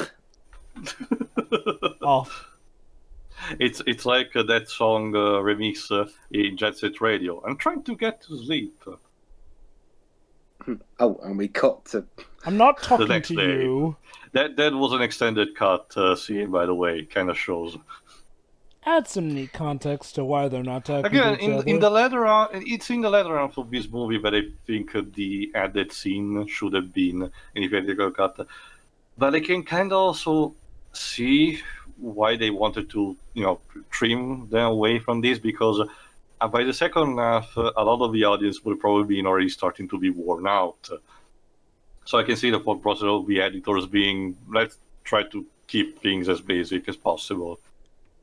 Anyway, People Okay. doing the stop sign. Okay. How much does somebody have to compensate for those statues? Admit it. A lot. Lives, which of these two fine gents is the gatekeeper?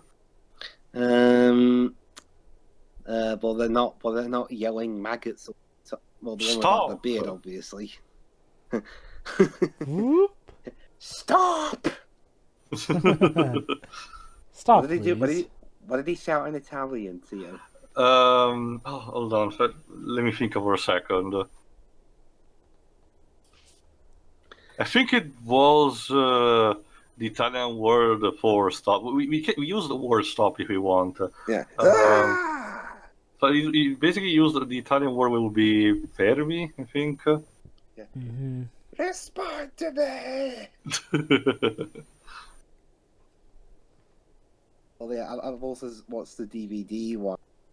It was. I haven't seen the DVD one actually yet. I'll show you that one at some. Not right now though, because it's. Yeah, obviously. Some foreshadowing for the routes to follow for Frodo.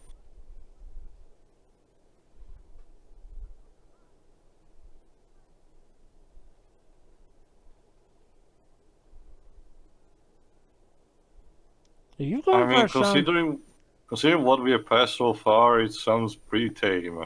I know, right?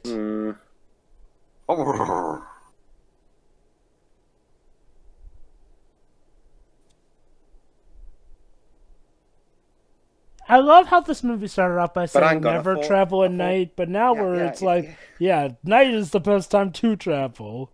Yeah, it's like one minute Gandalf was like, "Don't travel during." That's the problem because the Urkai, the status quo until this point it was that orcs are roaming during the night, but then they cannot travel during the day because they're scared by the light. The Urkais are sort of an anomaly in that case, which throws the plan completely for everyone. Go figure. I wonder where Sean Bean has been. Boromir. Oh, look, another abandoned kingdom out here. You seem to be getting a lot of those lately. Well, it kind of shows. After a specific accident, the civilization of Númenor basically crumbled and fragmented itself. Gondor is what remains of it, and it's a clear shadow of its predecessor. And why do I get the feeling Boromir may want something for that? Give me the ring.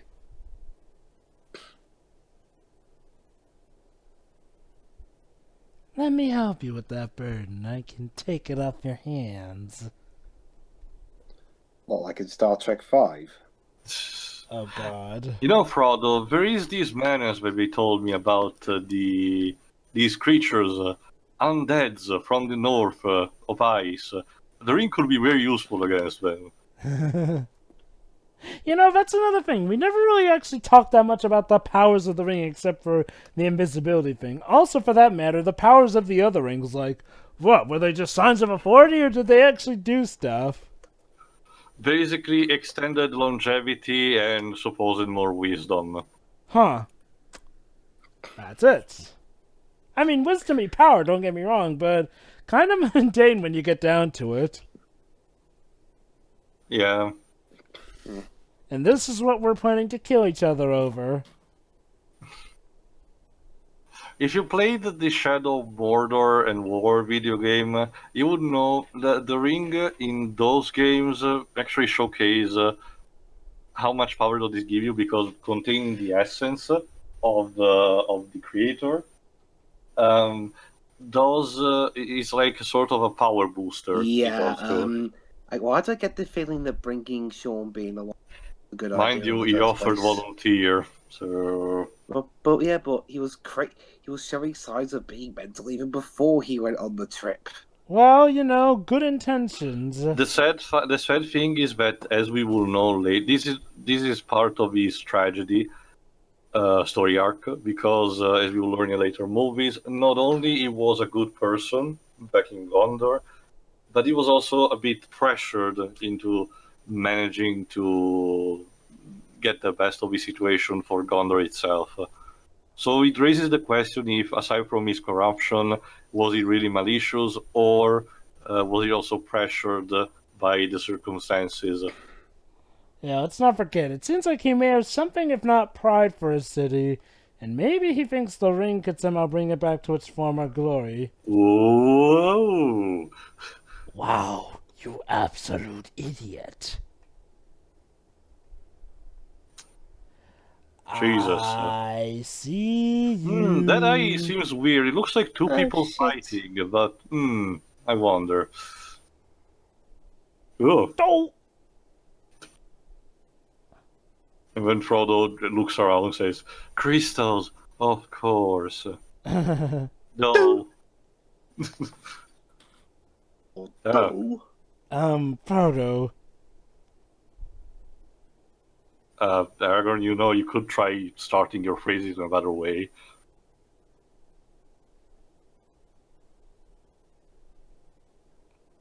What? What the Where the fuck fuck did this come from? Okay, And now it's time for, again, the temptation. And in trying to be cheeky, Peter Jackson inserts a bit of foreshadowing for the future, with the ring calling Aragorn not only with his proper name, but with the future name that he will have, Elessar. Aww. Also, that shot I'm is actually... already wearing a ring. Also, yeah, that shot is actually very useful in showcasing the ring that Aragorn actually wear, the Ring of Barahir. Will be explained a bit more later in the Two Towers, but unfortunately it was in one of the scenes that was in the extended cut and not in the theatrical one. Oh, So... no, Frodo. You are not going on your own. On second thought, maybe you should go. Oh.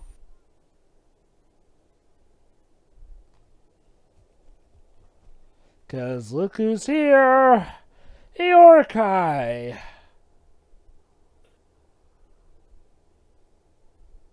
Come and get some. Show off. Whee! Wow, he's literally taking them all on his own.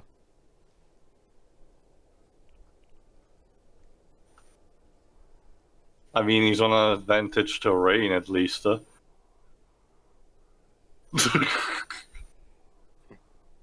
That's There you go. Hobbitist. That's all the line of dialogues that Lurs has in this movie. I honestly don't think he even talked in the original book.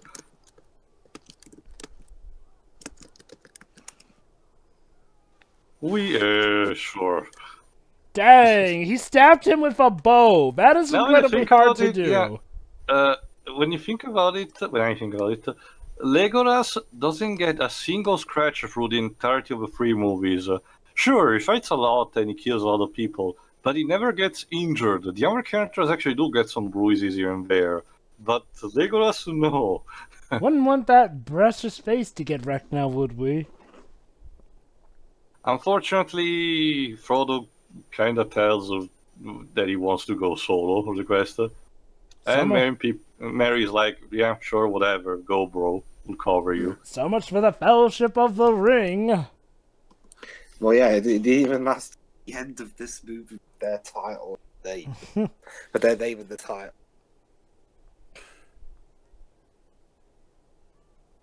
We are distraction. I mean, they're a better distraction than James Bond Jr. was in that little scene in the second episode. James Bond Jr. Yeah, he runs in front. He's like, "You go. I'll try and distract him." He runs in front of a tank, waving his arms in the air, but the tank just tries right past him. So James Bond Jr., is that like literally a kid as James Bond? It's James Bond's nephew. Oh, okay. So he still does considering how 007 is left with all the women, it wouldn't be surprised if one of them is his son. Yeah. Maybe he was the son of the character from that Italian knockoff Bond film. Hey! Okay, Connery. Yeah. There you go. This is Boromir's redemption arc. now trying to do his best to help Merry and Pippin. Lord knows he's gonna have some explaining to do. Continue Meanwhile, shot. Legolas has got the infinite ammo cheat. Yeah, seriously, where does he get all those arrows from? Cheating. Wait, the He horn? savages also them from after battle, as we will see later. True, that's pretty good to do. The lying bastard. He's an elf, what will you expect? Yeah, but yeah, I'm surprised actually. So he's got a huge stick up his arse. He's just got a bunch of sticks on his back. You have to understand also that wood elves from where he comes from are kind of like the exception. Oh.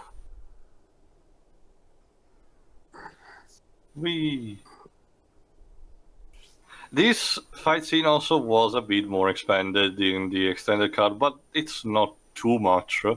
So again, I don't really know why they cut it. It's for like 10-15 seconds that they cut away. Oh. Yeah, the problem is that there are a bit too many. And now it's time for Lourdes to show what a big dick he is. And unfortunately, it's time for Sean Bean to, well, not start properly, but reinforce his tradition of his character dying horribly. Oh, Sean. Or just, you know, dying. Mind you, here's the interesting trivia.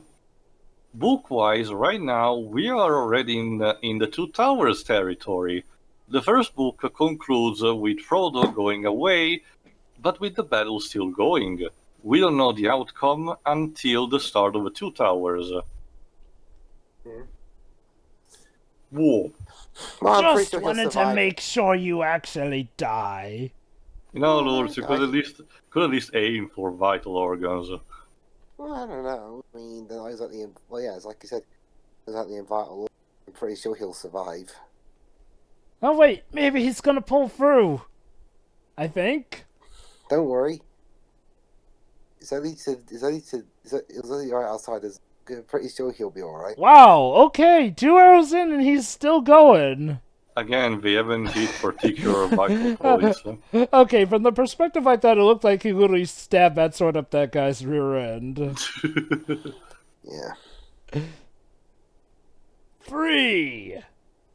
Yeah. Okay, this one is a bit better. It probably performed along. Okay, enough of us just watching. Let's actually help now. It's like groundskeeper Willie from The Simpsons when he gets stabbed with the axe. Is that Bye, the best Merry and you Pippin. can? Is that the best you can do? And he just dies. Wow, it's like Sean Bean is trying to resist dying. But yes, unfortunately, Marion and Pippin have been captured. The best theme out of this job is Sean Bean internally thinking, he's like, oh, I disappointed Frodo and everything. Maybe in my next life, I will have to be better and more respectful of allowing people. And he gets reincarnated into Lord Eddard Stark. And it shows instead the moment of his execution, he's like, fuck. Wow. Wow. You really are a dick. Really? He's enjoying this. Don't. Sorry, not today. I should have fired. You should have. Honestly, that really is a good tactic. I'll say. Beheading with extreme precision. Give words this, he's definitely pragmatic, if not dickish. He is dickish.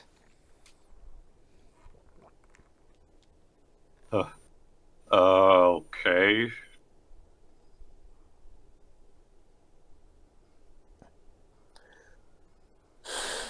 Oh, haha, God, parry, dodge, got your arm. Tis but a scratch. Okay then, off with your head then. Jesus. Ugh.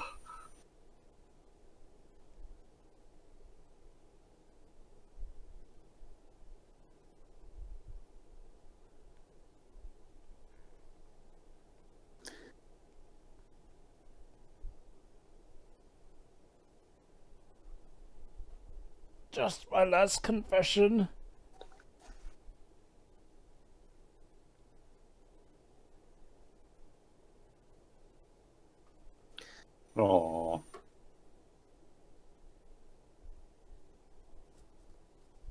This also kind of shows that, at least partially, Boromir was unfortunately influenced by the ring's power in order for him to be dickish. The guilt that you can give to him is the fact that he was weak and succumbed eventually to it instead of resisting like he should have. And his showcase also, it sets the tone, sort of a Worf effect situation. The mightiest and strongest of the Gondor military force is nothing under the power of that object. This sets the tone on how screwed up the situation with Gondor is, as you will see at the end of Two Towers and in Return of the King.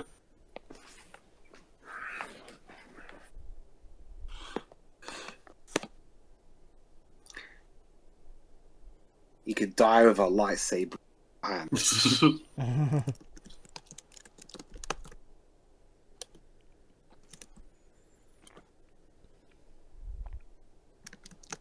Oh, My best friend.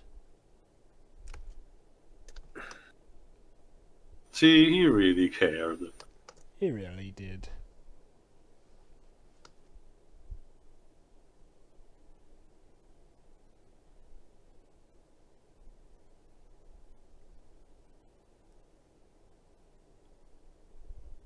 Don't worry, I'm okay with it. Not this time, friend. I Not can this time. honestly, it kind of makes sense to conclude the movie version of Fellowship of the Ring with Boromir's death, because instead in the Two Towers, it's used to set the tone at the beginning to give a more dread look to the story. But here it kind of works because it's similar to Arif's death in the end of Disc 1 of 507. It really does mark the end of a point, the beginning of another. So kudos to Jackson for actually ending this movie on the right note.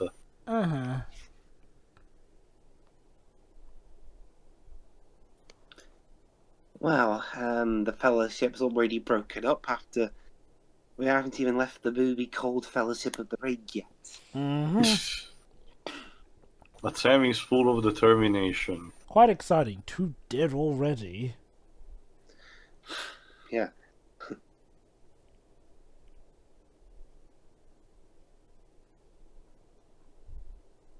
Yes, we know what the ring looks like. Again with the sexy tear.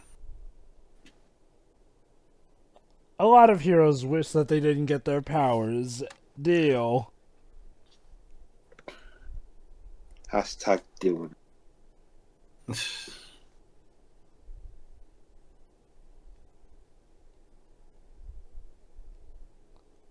Oh, Ian McKellen will never, ever, ever, ever, ever Ever. see him again.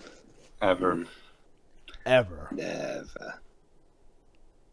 Now it's just more than 1 tier this time.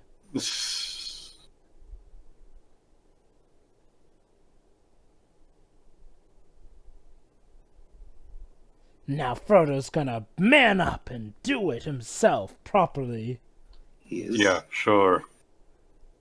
Did I mention that Sam can't swim, by the way?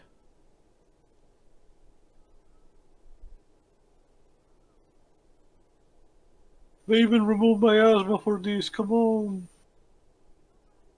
Why not just use the boat that's right there?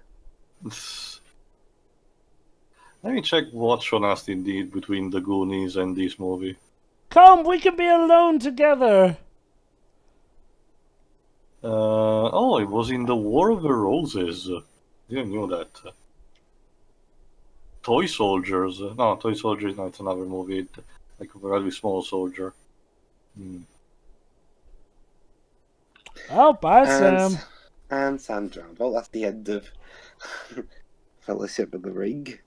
What a tragic tale. In more But- ways than one. This But is yeah, the before- story of how I died. But between the Goonies and this, the only major movie that can recognize is War of the Roses. But that's it. Then after this, I did. Let's see. Oh, it was in Asterix and the Vikings, one of the animated adaptations. Oh, what a shame we don't have that spell from Familiar Beasts and Where to Find Them, too. That allows you to dry yourself Fantastic off. Beasts. Fantastic Beasts and Where to Find Them. Oh, he was also in the. He was Shazam in Justice League Throne of Atlantis. Interesting.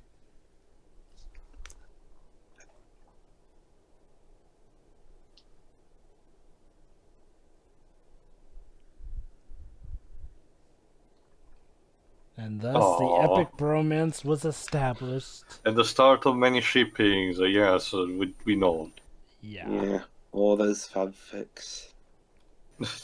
I mean, Harry Potter had them, so we were bound to have too. Heck, there are some that ship Frodo with the spider. What? Basically, the spider has a female form. Well, a woman form. It's complicated and it's tied to the Silmarillion. Anyway, Boromir gets a sort of funeral. Over the waterfall. Is that, yeah. And symbolically, Aragorn gets his wrist guards. Imagine how the funeral went. Okay. Rest in peace, Chuck. Splash. No, it's like in X-Men Origins Wolverine, where Wolverine's called Jimmy. Jimmy! Thanks, Keyboards. Why? Just roll with it. Because besides, we're not exactly in a fellowship now. We're down to like 5 people. Well, there is something they can do. This trio can do. Rescue the 2 hobbits? Well, yeah. Hopefully. Die trying.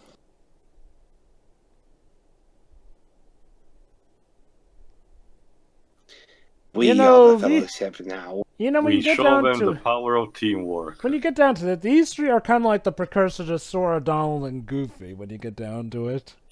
Yes and no, because none of them uses magic. But in general, the trinity of fantasy is. I'm sorry. Are you telling me that Legolas isn't magical with how he manages to fight every battle without getting hurt? No, he's more of another archetype of a rogue. I joke. Yeah. Anyway, time for the final shot. Oh God, another sky shot! Thank you, Mr. Jackson. Hey, Makoto Shinkai, is that you? Yeah, Peter Jackson just wants to show off how beautiful his country looks. Oh, he's from New Zealand. Yeah. Wow. From Kinda small makes beginnings. Sense. Yeah, sure. But you don't get it.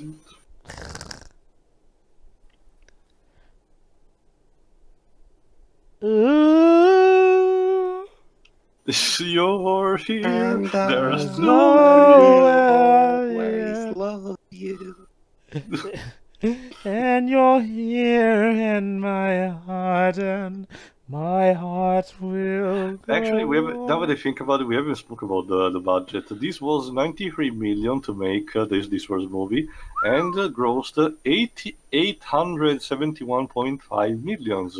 It went on to be one of the highest grossing, but not the highest. But almost 10 times its budget. Let me check.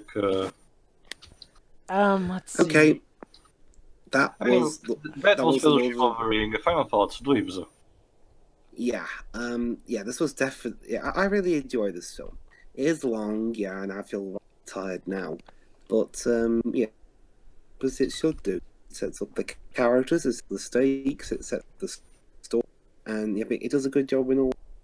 Like, yeah, the CGI is a bit dated, yeah, but I mean, I can overlook that if I'm really still enjoying the film, and I did. Mm-hmm. Can't wait to revisit the my favorite one. The next film, The Two Towers. We'll get to it. Yeah. Hey, Tia, which one's your favorite? He told you, Jova, the Two Towers. No, Tio, I asked. Me? Yeah. Return of the King. Ah, me too. I enjoy this movie. It's been a while since I've seen it. It's not my favorite of the trilogy. That honor's reserved for Return of the King for its finality and all that. But now this is still a good movie. The production values show because a lot of the CGI is still good even to this day, save for maybe 1 or 2 effect shots, and even then, it's something that I can easily oversee because this movie does its job so well. Sure, there's not as much action as you would expect, but it helps because the character building, Also, the arcs and also everything are well put these together. credits are very subdued when you think about it. Nowadays, it kind of makes sense because nowadays credits tend to be more flamboyant in order to tease for the post-credit scene, which, by the way, this doesn't have, just to let you know.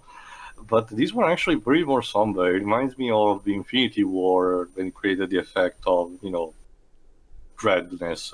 Although here it's instead more quietness. Go on, Jova. Yeah, this movie sets the stage very well while still being a good movie in and of itself. Like, it doesn't just feel like an advertisement for what's to come. It feels like an adventure in and of itself. In some ways, if this were to be, sort of an open-ended adventure, it would be the great start to it. The characters are well written and varied, save for Frodo, but hey. We'll get more about him later. And, honestly, it's just a movie I really enjoy. Not much for me to say. Oh, the music is also great. Yeah, we haven't mentioned this. One of a particular lyrics singer is a songwriter called Enya. She's very awesome in what she does, so check her other works. I guess there's not much more for me to say. It's weird. Despite this being a long movie, it's not too complicated either.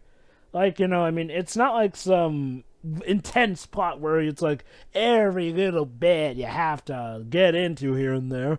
It feels like something you can come in and out of, and in a way it works. Not saying that you should. You should probably stick around for the whole thing. But it feels like a good, simple enough, yet deep enough plot. Alright, Tio, take us out. Yeah, I'll close off. Yeah, this is fine. I may have been criticizing a bit the stuff that was cut from the book and stuff that was added pointlessly, maybe here and there, maybe some of the added scenes from the extended cut, and at one or two points, maybe some character behavior, but otherwise, this is a blast. I almost on a yearly basis perform a marathon of this trilogy, the extended cut, mind you. And some people who normally don't like to marathon this or don't really have the stamina for it would call me crazy for it, and it's perfectly fine. But I just enjoy this movie so much that I would love to watch like that. Like I said, it really does feel like a Star Wars of a different generation, because people back in the day kind of used to do it like this was for the Star Wars classic trilogy, the OG one. And this one is no exception. I already said much during the movie itself, so I will not go for long. I like the action scenes. I like even some of the quiet scenes, Arwen notwithstanding. Sorry, still not really into that. Love the characters, love the actors who portray them. It really shows the scope and the idea that was behind the gigantic bet of Peter Jackson that paid off and paved off to the whole fantasy genre for good or bad, because in the wake of this a lot of copycats tried to happen, like the Chronicles of Narnia, that movie adaptation, mind you. But as for just for this movie, a great first chapter. So we will see you when the action reprises in the Two Towers, where Frodo and Sam go one way, Merry and Pippin another, and the three of Aragorn, Legolas, and Gimli a different one altogether. And who knows what else maybe any of them will find. So enjoy the rest of the credits and see you for the second movie. See you next venture.